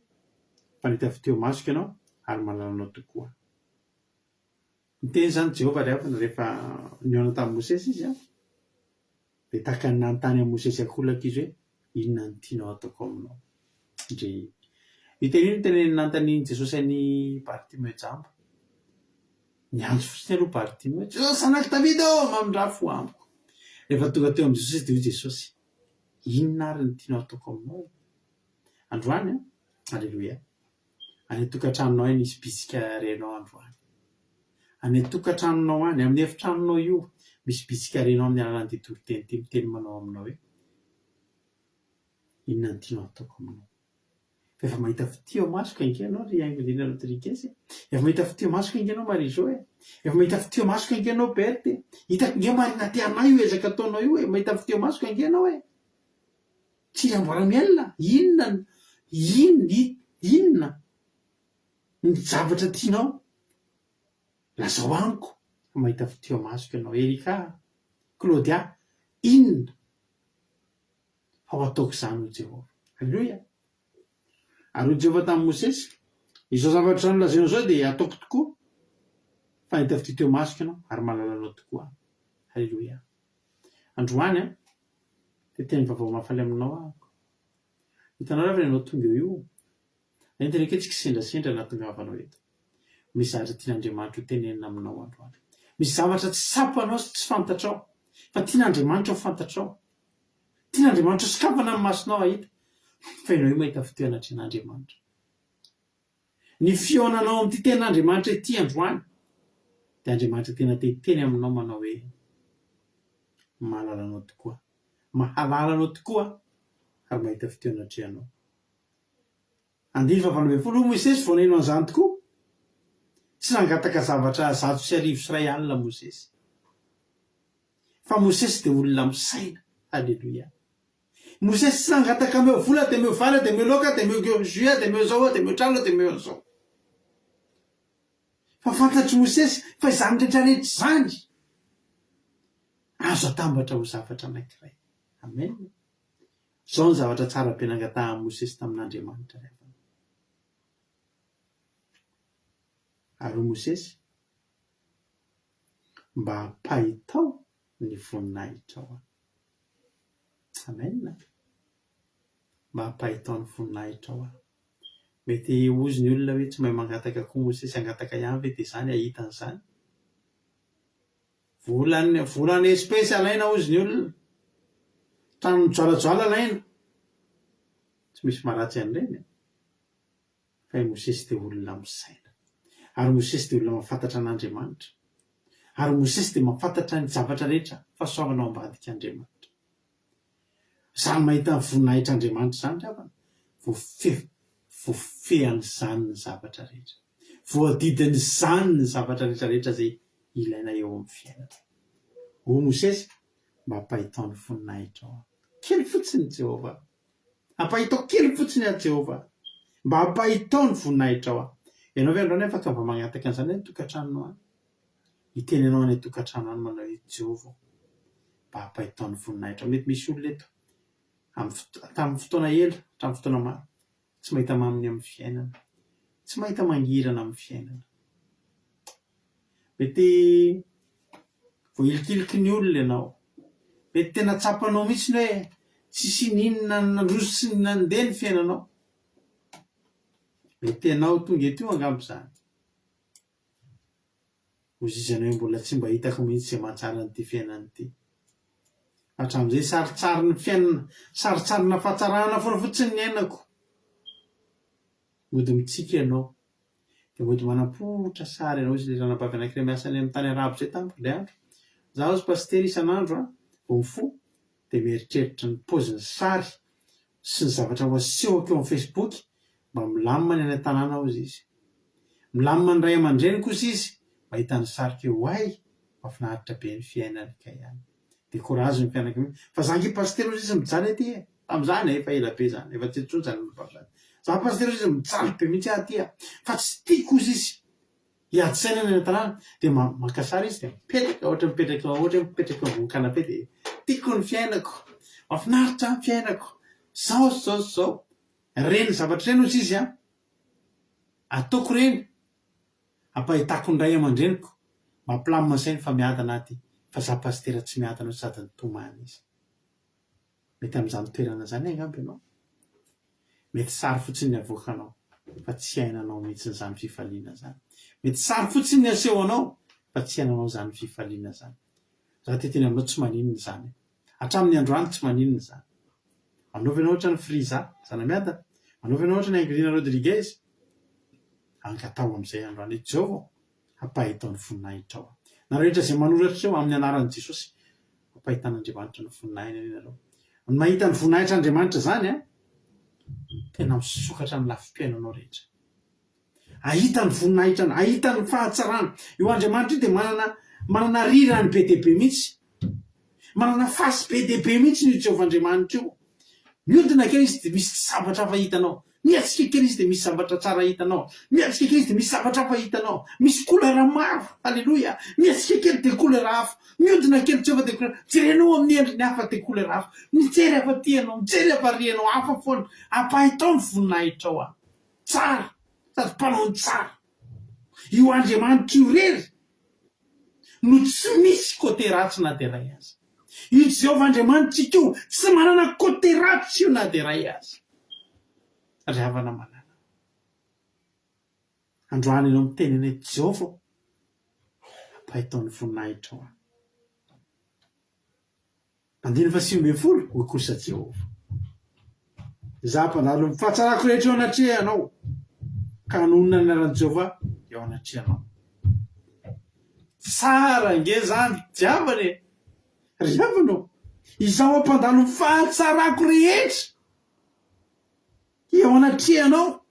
zany hoe tena ny fahatsarako rehetra ataoko mandalo eo aminao daholo tretrika ngeravana ny olona loatra zany raha isy fotsiny hoe manomboka androany ianao ampahitan'Andriamanitra ny fahatsarany rehetra fa teneniko anao fa mamy aminao io fiainana io teneniko anao fa manomboka misy kola ireo aminao am'izay mijery an'io fiainana io teneniko anao tsy te hamono teny zany ntsony ianao tsy te hamono fo zany ntsony ianao teneniko anao feno fifaliana foana am'izay ianao manomboka androany maraina parivan'ny andro za rehefa n'androany dia miteny an'izany arevana malala ny androany tontoloko teniteny fa nahy Jehova tsara ianao Jehova tsara ianao itenemana ty nitenenako an'izany foana natsapako an'izany inenemana lasiny ity volana manontolo ity za teneniko anao fa nanao an'iny alim-bavaka fiderana iny tsika nanomboka tao arinana iny mbola voan'ny herinandro talohany iny ary ny andro n'iny azomana anaova tsika alim-bavaka fiderana sy fisaorana iny tena tretriky ny fahasoavan'Andriamanitra ny fiainako teneniko anao zany tena tretrika eo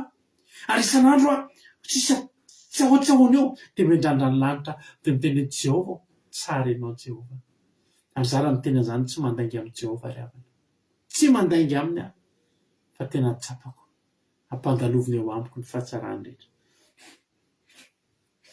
tsara ngeravana Jehova alleluia hoy Jehova za hampandalo ny fahatsarako rehetra eo anatrehanao ka hanonona ny anaran'i Jehova eo anatrehanao fa hianatra zay etrako ary hamindra fo am'izay amindrako foa ary koa izy tsy mahazo mahita ny tavako ianao fa tsy misy olona mahita ka ho velona zao aza mitonga hita ny tavan'i Jehova zany ianao aza mahita ny tavan'i Jehova zany nge tsy velona hitanao be dia be olona te zany eo nata amin'i Jesosy amin'ny maly zany eo nata amin'i Jesosy tao amin'ny birao zany nahita n'Andriamanitra tamin'ny alina hitako Jesosy tamin'ny alina misy olona misy musulman io zao niova fo tao anatin'ny aretiny efa tsika maty izy nahita Jesosy tamin'ny fahitana nahita niseo tamin'ny Jesosy tsy misy endriny zany tsy misy nizaniza afaka midécrire ny endriky Jesosy ao amin'ny baiboly fa raha ijereo dia amin'ny apokalypsy any fa ny masony takan'ny lelafo mitovy ny mangano hoany takan'ny varahana ny tarehany dia mazava takan'ny masoandro alleluia reny olona milaza isan'andro isan'andro fa niona tamin'i Jesosy tao amin'ny biraony dia zao indray tenen'i Jesosy tamiko alina zao indray ry havana i Mosesy raha tsy navena Mosesy zany nge ravana tsy haiko avy firen'ny fahamasinantsika sy ny fahatsaratsika sy ny fahitapotiantsika anatry Andriamanitra zany Mosesy zany za teneniko anao za mbola tsy nahita an'izany Jesosy zany ary zao tsy maniry ny ahita an'izany satria Mosesy tsy navelan'Andriamanitra nahita ny endry zao ny tenen'Andriamanitra tsy mahazo hita ny tavako ianao fa tsy misy olona mahita ka ho velona za mbola tsy te ho faty za mbola tsy te hahita an'izany fa zao dia ampy anahako mahita ny fahatsarany dia ampy anahy hoy Jehova Andriamanitra iny misy fitoerana eto anilako dia janony eo ambonin'ny aram-bato ianao alleluia ataon'Andriamanitra aminao nge zany raha mino ianao ary raha mandalo ny voninahitro dia ataoko eritsefaky ny aram-bato ianao ka hosanamako ny tanako ianao mandra-pandaloko dia anaisotra ny tanako ka hita ny voako ianao fa ny tavako tsy ho hita za miteny anao androany na ny voan'i Jehova aza nitanao dia fa sambatra tretrika ianao na koa zavatra kely indray mandalo mitselatra fa tsaran'Andriamanitra hitanao ampanao sy ny fiainanao sy ny taranakao faramandimby hatramin'ny zafin-dohaliko sy ny zafiafinao mandritretra ny ariana raha mitselaka kely eo aminao fotsiny fa zany voninahitr'Andriamanitra mitselaka ao ohatra ny tselatra eo amin'ny fiainanao zany voninahitr'Andriamanitra any ampo anao sy ny ankonanao misy olona zay mpanan-karena be mihitsy ao Madagasikara ao mbola kely zay tamin'izany mbola kely 10 taona tamin'izany roa 10 taona dia io olona eo fa nitenina anao hoe zaho izy izy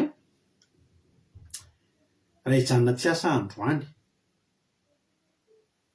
hatramin'ny taranako faramandimby rehetra amin'ny manam-bola be daholo tsy mila miasa raha ny volako mbola any zany olo zany am'izao mbola velona any zany olo zany mbola manan-karena izy am'izao hatramin'izao fa tamin'izany taona 20 no niteny zany olo zany fa zaho izy na tsy miasa mijanona tsy miasa androany hatramin'ny zafy dohaliko sy ny zafy kitrokeliko miaina manam-bola etsana nge ravana zany arenana zany olo zany fa zany afaka rava zany azany olo zany rava politika ny arenany ka so izy io mbola manana ainy fa mino fa betsaka rehefa rava tamin'ny arenany fa Jehova teneniko anao raha androany andalovany voninahitra Andriamanitra kely mahita kely ny voan'ny Jehova fotsiny ianao tsy avela mahita ny tavana ianao fa mantaly kely mitselaka kely ohatr'izay fotsiny voninahitra Andriamanitra eo amin'ny fiainanao dia za tena miteny ianao amen fa tena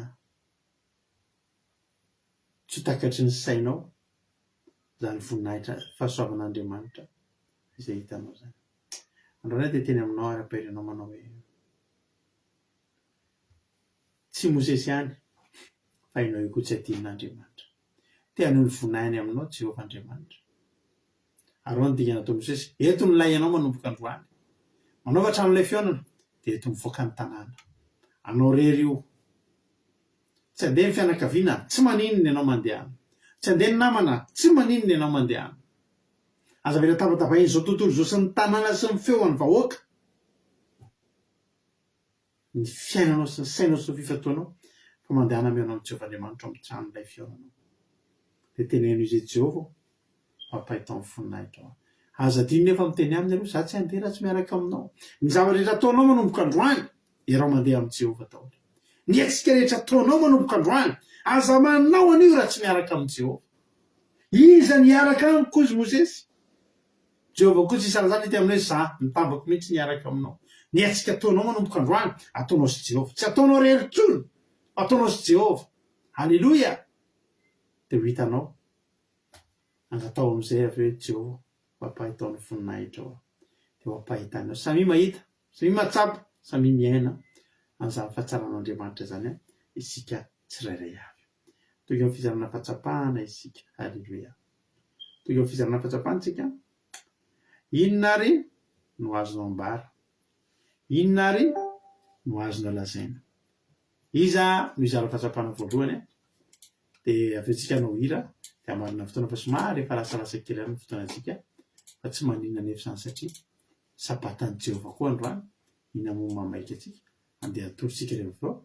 Azao rehefa avao vita ity fandara ity vao andeha sakafo hariva. Halleluia. Hoaniko tsara rehefa vita amin'ny fandarana, hoaniko miaraka amin'ny sakay mihitsy. Ny tompony antsika izany izara fahatsapahana voalohany. Izay izara fahatsapahana ary dia izay olona izay no azafady fa tapaka ny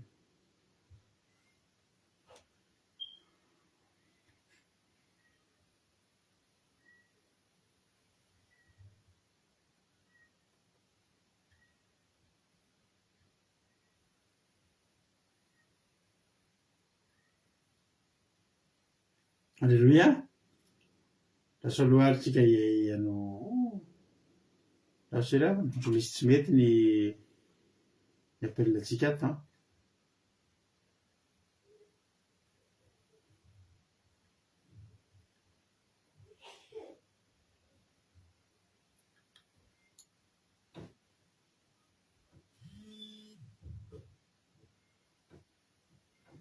Izay efa nisy tafiditra anankiray. Raha ohatra ary efa ao raha latojo Mikael Andriambololona izay mipetraka any Allemagne ary tonga eto amin'ny sabatan'i Jehova ankehitriny dia mianao avy hatrany fitenenana latojo. Amigo pastor. Andriambololona mahay pastor tsara ny anarako. Mahafinaritra. Sirana amin'ny fitenenana. Dia zany tena nakasika androany le hoe efa fanaon'ny Mosesy ny maka trano lay dia ao izy mivavaka dia lavitra davitra tsara. Ka tena nisoko mampiana teo lavitra ny tabataba, lavitra ny problème, lavitra ny sao tontolo sao fa tena mitokana tsara. Dia miampy an'ilay teren'ny pasteur teo amin'ilay fitoerana tena efa fandoliana. Halleluia. Dia nahako misy atao tranoko ato misy fitoerana tena efa fandoliana dia efa dia mba tena torotoro fo. Halleluia. Dia nahakasika anako ilay hoe tsara ny miaraka amin'ny olona ambony, tsara miaraka amin'ny anjely, tsara miaraka amin'ny manampahaizana, tsara ny rehetrarehetra. Fa tsara lavitra noho izany, matetrika lavitra noho izany, mahasambatra lavitra noho izany dia miaraka amin'Andriamanitra. Halleluia. Dia Mosesy tsy mety landerezy fa aleny miaraka amin'Andriamanitra. Halleluia. Dia nahakasikana fahatelo koa ilay hoe rehefa teo amin'ny Mosesy amin'izay Andriamanitra dia miteny hoe inona no tianao ataoko aminy. Nahita fitampoka ianao mahalala anao tokoa inona ary no tianao ataoko dia mahafinaritra. Dia nampandalo ny fahatsarany rehetra tamin'ny Mosesy Andriamanitra Ilay hoe tsisy côté ratsy mihitsy amin'Andriamanitra na dia kely ary fa tsara daholo. Dia hoe tokony ataontsika ampy ny iainantsika ny fahatsarana azy Andriamanitra fa dia ahitan Jesosy isan'andro sy andro tariana ireny teo tamin'ny birao Andriamanitra dia misy tamin'ny toetra'izao fa ataontsika mahampy ny fahatsarana Andriamanitra rehetra teny efa ampy. Za koa aloha tena miteny ampy ny fahatsarana Andriamanitra amin'izay eo fiainako lehibe. Dia tahi Jesosy daholo. Alleluia be mankasitraka zany tontolo dia Jesosy any amaly fitianao dia mitombozy dia mitombo fahasoavana hatrany mahereza foana amin'ny asan'ny tompo. Alleluia. Fa tsy apiditra olona manaraka indray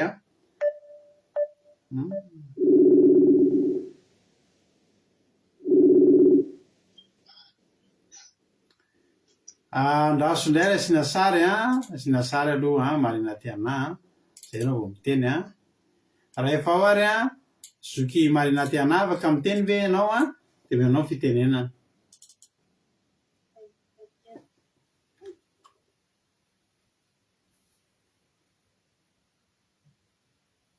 Tsy mahinanao mihitsy zay na kely ary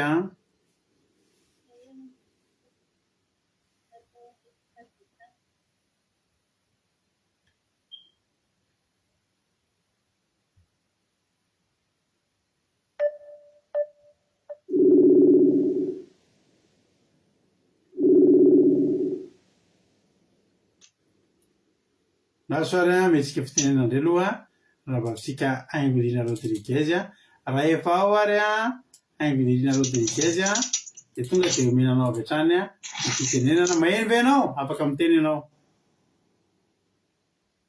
Maheno pasitera. Ndao ary. Dia mankasitraka ny fitenenana dia nampahitana Jesosy antsika rehetra dia mankasitraka anareo vady koa tamin'ny tenin'Andriamanitra androany nampahelo be. Aza hiteny soko mampinina hoe Jehova irery ihany no tokony itokiitsika fa ny olona dia afaka miovaova dia tsika koa dia afaka tsy manana olona afaka tsy manana izay itokiitsika fa andao tena hitoky amin'ny Jehova izy ihany. Dia faharoa hoe tsara ny tarihan'ny fanahy-masina sy ny miaraka amin'ny anjely fa ny tena tsara indrindra dia miaraka amin'ny Jehova. Dia faharoa hoe ny mahita ny voninahit'Andriamanitra sy ny fahatsarany dia manodidina antsika ny zavatra rehetra. Dia ny tena farany hoe Jehova Andriamanitra irery ihany no tsy mba manana côté ratsy. Dia tsara zany no tarihan'ny Jehova miara-mandeha amin'ny Jehova na dia aza mitonga hitanitavan'ny Jehova ihany koa fa na dia mivoha fotsiny azy dia efa ampy antsika hatramin'ny taranaka faramandimby. Dia ny tena farany dia ilay hoe ny tranolay adika atao milay adika mivoaka trano na miala lavitra zotozo mihitsy izany mba ahafahantsika tena mihaona amin'ny Jehova Andriamanitra. Dia izay tena nakasika pasitera dia mankasitraka indrindra tahin'i Jesosy. Amen. Alleluia. Mankasitraka indrindra anao rahavavy Aingonina Rodriguez tao anatin'izay fizarana fahatsapana mamy be izay noentinao izay. Jehova Andriamanitra ane marifitianao dia mitombositra dia mitombo fahasoavana dia mahereza foana amin'ny asan'ny tompo. Miloha ny idirantsika any amin'ny vavaka fahamaranana efa lasalasa kely fotoanantsika fa soa fa somandro any dia andaontsika anao ilay hira izay ataontsika teo ataontsika ty ary amaranantsika fotoana misaotrana rehetra nandray anjara farimbona na amin'ny voninahitra n'Andriamanitra tamin'ny fizarana fahatsapana. Mino finaritra tao indray tahin'i Jesosy.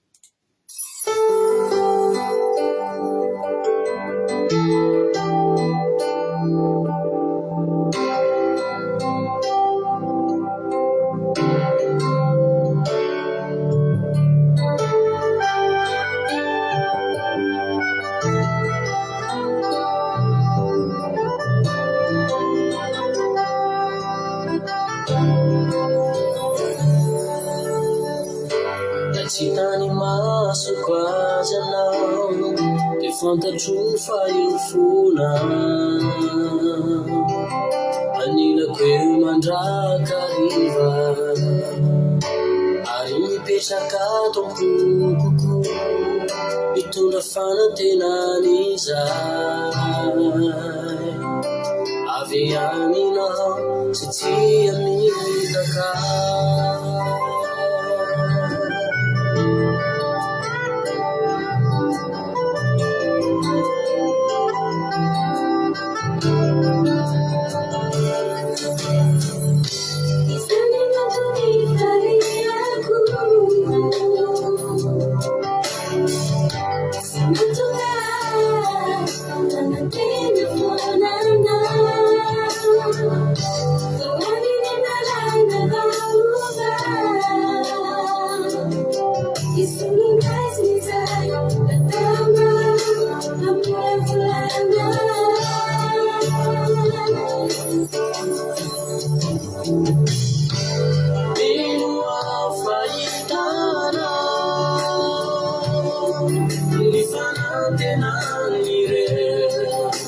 Isai matukana Binu afayeliana Bituna fande sena vava Manire semula miadena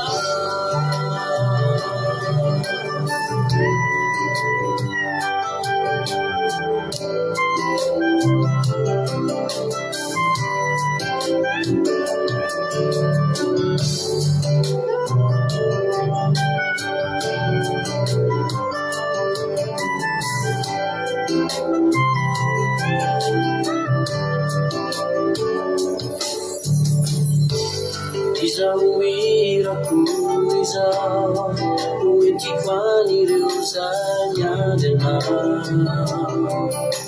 Itadi kitaka Mau fampaye rezaku Azire vitunguku Amni fana dinanana Binu afayitana Nifana dinanire Isai matukana Binu afayitana Bituna fare sena vava Manire Binu afayitana Ifana tenanire Isai matukana Binu afayitana Bituna fare sena vava Manire semula miadena Semula miadena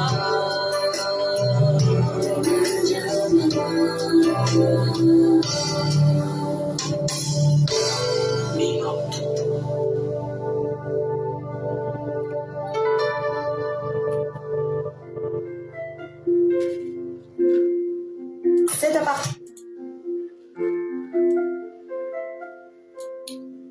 Alléluia. Sotranao Jesosy malala ny amin'ny fitiavanao anahy, ny fitiavanao anay tsirairay avy. Sotra satria tena tsara ianao. Tena hoe voninahitra anao anao amin'ny fatateran'ny fotoana tetondray androany. Satria sady tsy tapaka ny fandarana, nety tsara ny connexion na taty aminay na tany amin'ny olona tsirairay avy izy tokantrano. Sotra Jesosy malala. Ary dia androany Jesosy dia miteny aminao manao hoe misaotra ny amin'ny teninao fa nakasika anay tokoa. Ary ta io zany teny zany mba hiletika tsara aty anatinay aty. Tena tsy ho very aty anatinay intsony fa tena hoe hiboboka mandrakizay ho fiainana mandrakizay.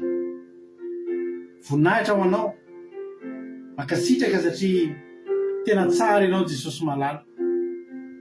Dia apetraka ampelantananao ny toyan'ny fiainanay. Apetraka ampelantananao izao fandarana izao. apetraka aminao ampelantananao ny fiainana tsirairay avy reto izay tonga isan'andro manovo hery atao anatin'izao fandarana izao. Jesosy malalo tafio hery ary zay dia tantahanao ny tananao mahery sy ny tanam-pahasoavanao zay fa mila anao foana zay. Dia vozy Satana ilay faritra am'ranao tsy afaka hitsaingoka anaty litera ray tamin'izany tenjana avy zany. Voninahitra ho anao mandrakizay Alleluia. Amen. Nampandrotsiana vavisika Fabiola hivavaka ho an'ny firenena. Fabiola anao ny fitenenana.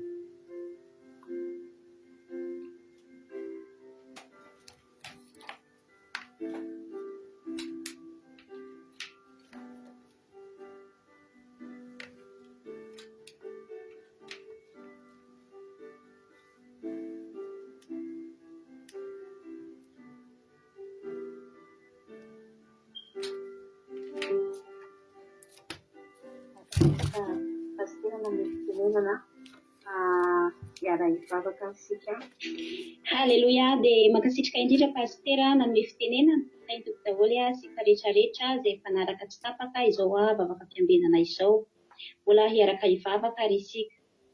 Ry Jehovahandriamanitra rainay izay tsara indrindra rainay ianao avy amin'ny alalan'i Jesosy Kristy. Misaotra betsaka anao izahay mbola notafianao hery sy tanjaka ary fahasalamana.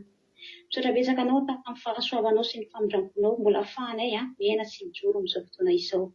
Jesosy malalo misaotra betsaka anao izahay tamin'ny teny izay nozarain'ny mpanomponao tandroany fa voampita soamantsara ny hafatra tamin'ny teninao. Tsy tapatapaka ny koneksiona ny fahasoavanao. Misaotra Jesosy malalo ny teninao dia nahazoanay hery nahazoanay empanahy tamin'ny alalan'izany teninao izany.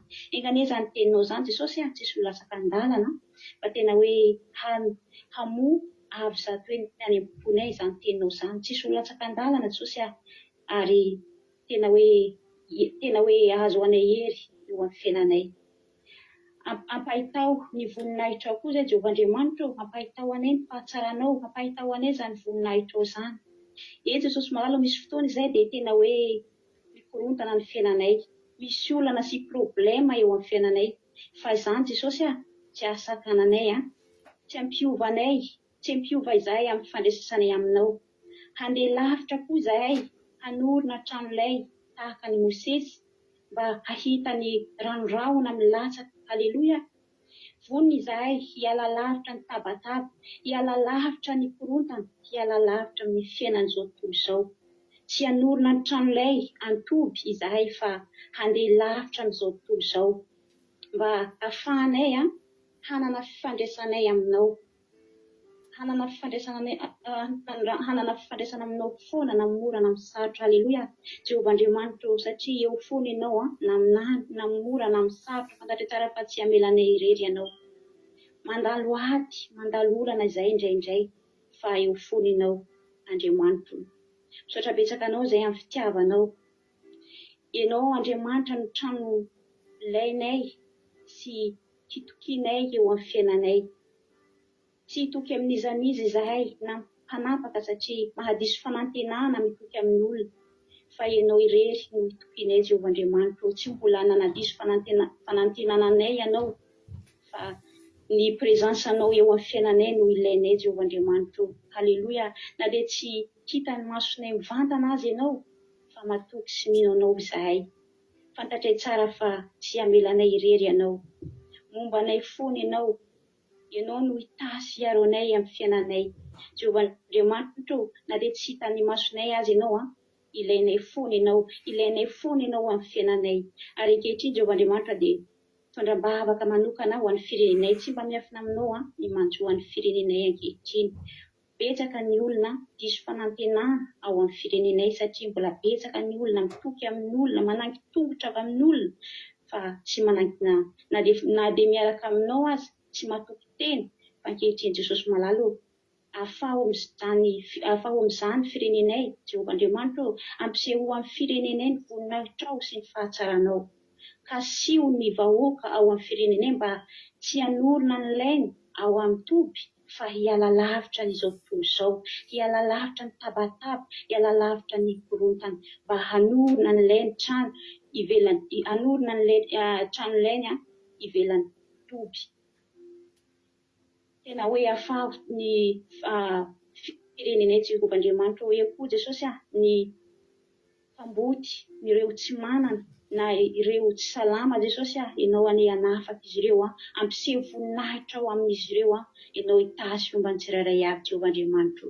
Mankasitraka anao zay ho anao rerianiny midera sotra voninahitra mandrakizay ary atory sy sara ketra Jesosy fanatrianao sy ny voninahitra ao dia hiaraka amin'ny isan'andro ary hipetraka isahady eo amin'ny pilatananao ny sabata zay hatreny rehefa avy eo ho anao rerianiny voninahitra. Aleluia, amen. Alléluia, mankasitraka rinanao ranavavy Fabiola tanatin'izay vavaka mamy be zay dia misaotra antsika rehetra ihany koa misaotra ny mampirona tamin'ny toriteny misaotra ny rano marikirity tamin'ny vavaka fanombohana dia misaotra nareo rehetra ny zara fahatsapana Jesosy maly fitianao dia mitombositra sy fahasoavana hatrany dia mareza foana ny asan'ny tompo. Tapitra fandalina raha mbola tsy tonga amin'ny ranandro Jesosy ka te-tompo venana soa matsara tsika dia rehefa avy eo amin'ny 7 maraina tsika dia efa eo neto indray amin'ny fandalana izay ataon'ny rahalahy Jonathan commencement akila sy ataon'ny rahalahy Tojo fampitinana toriteny dia tahiny tompo daholo ary tsika rehetra akila 2 points radio 345.com afahanao meno nonjapeo akila misy toriteny zay akila tantely amin'ny 7:7 maraina amin'ny 7:7 alina hoe tahiny tompo daholo. Halleluja, amen.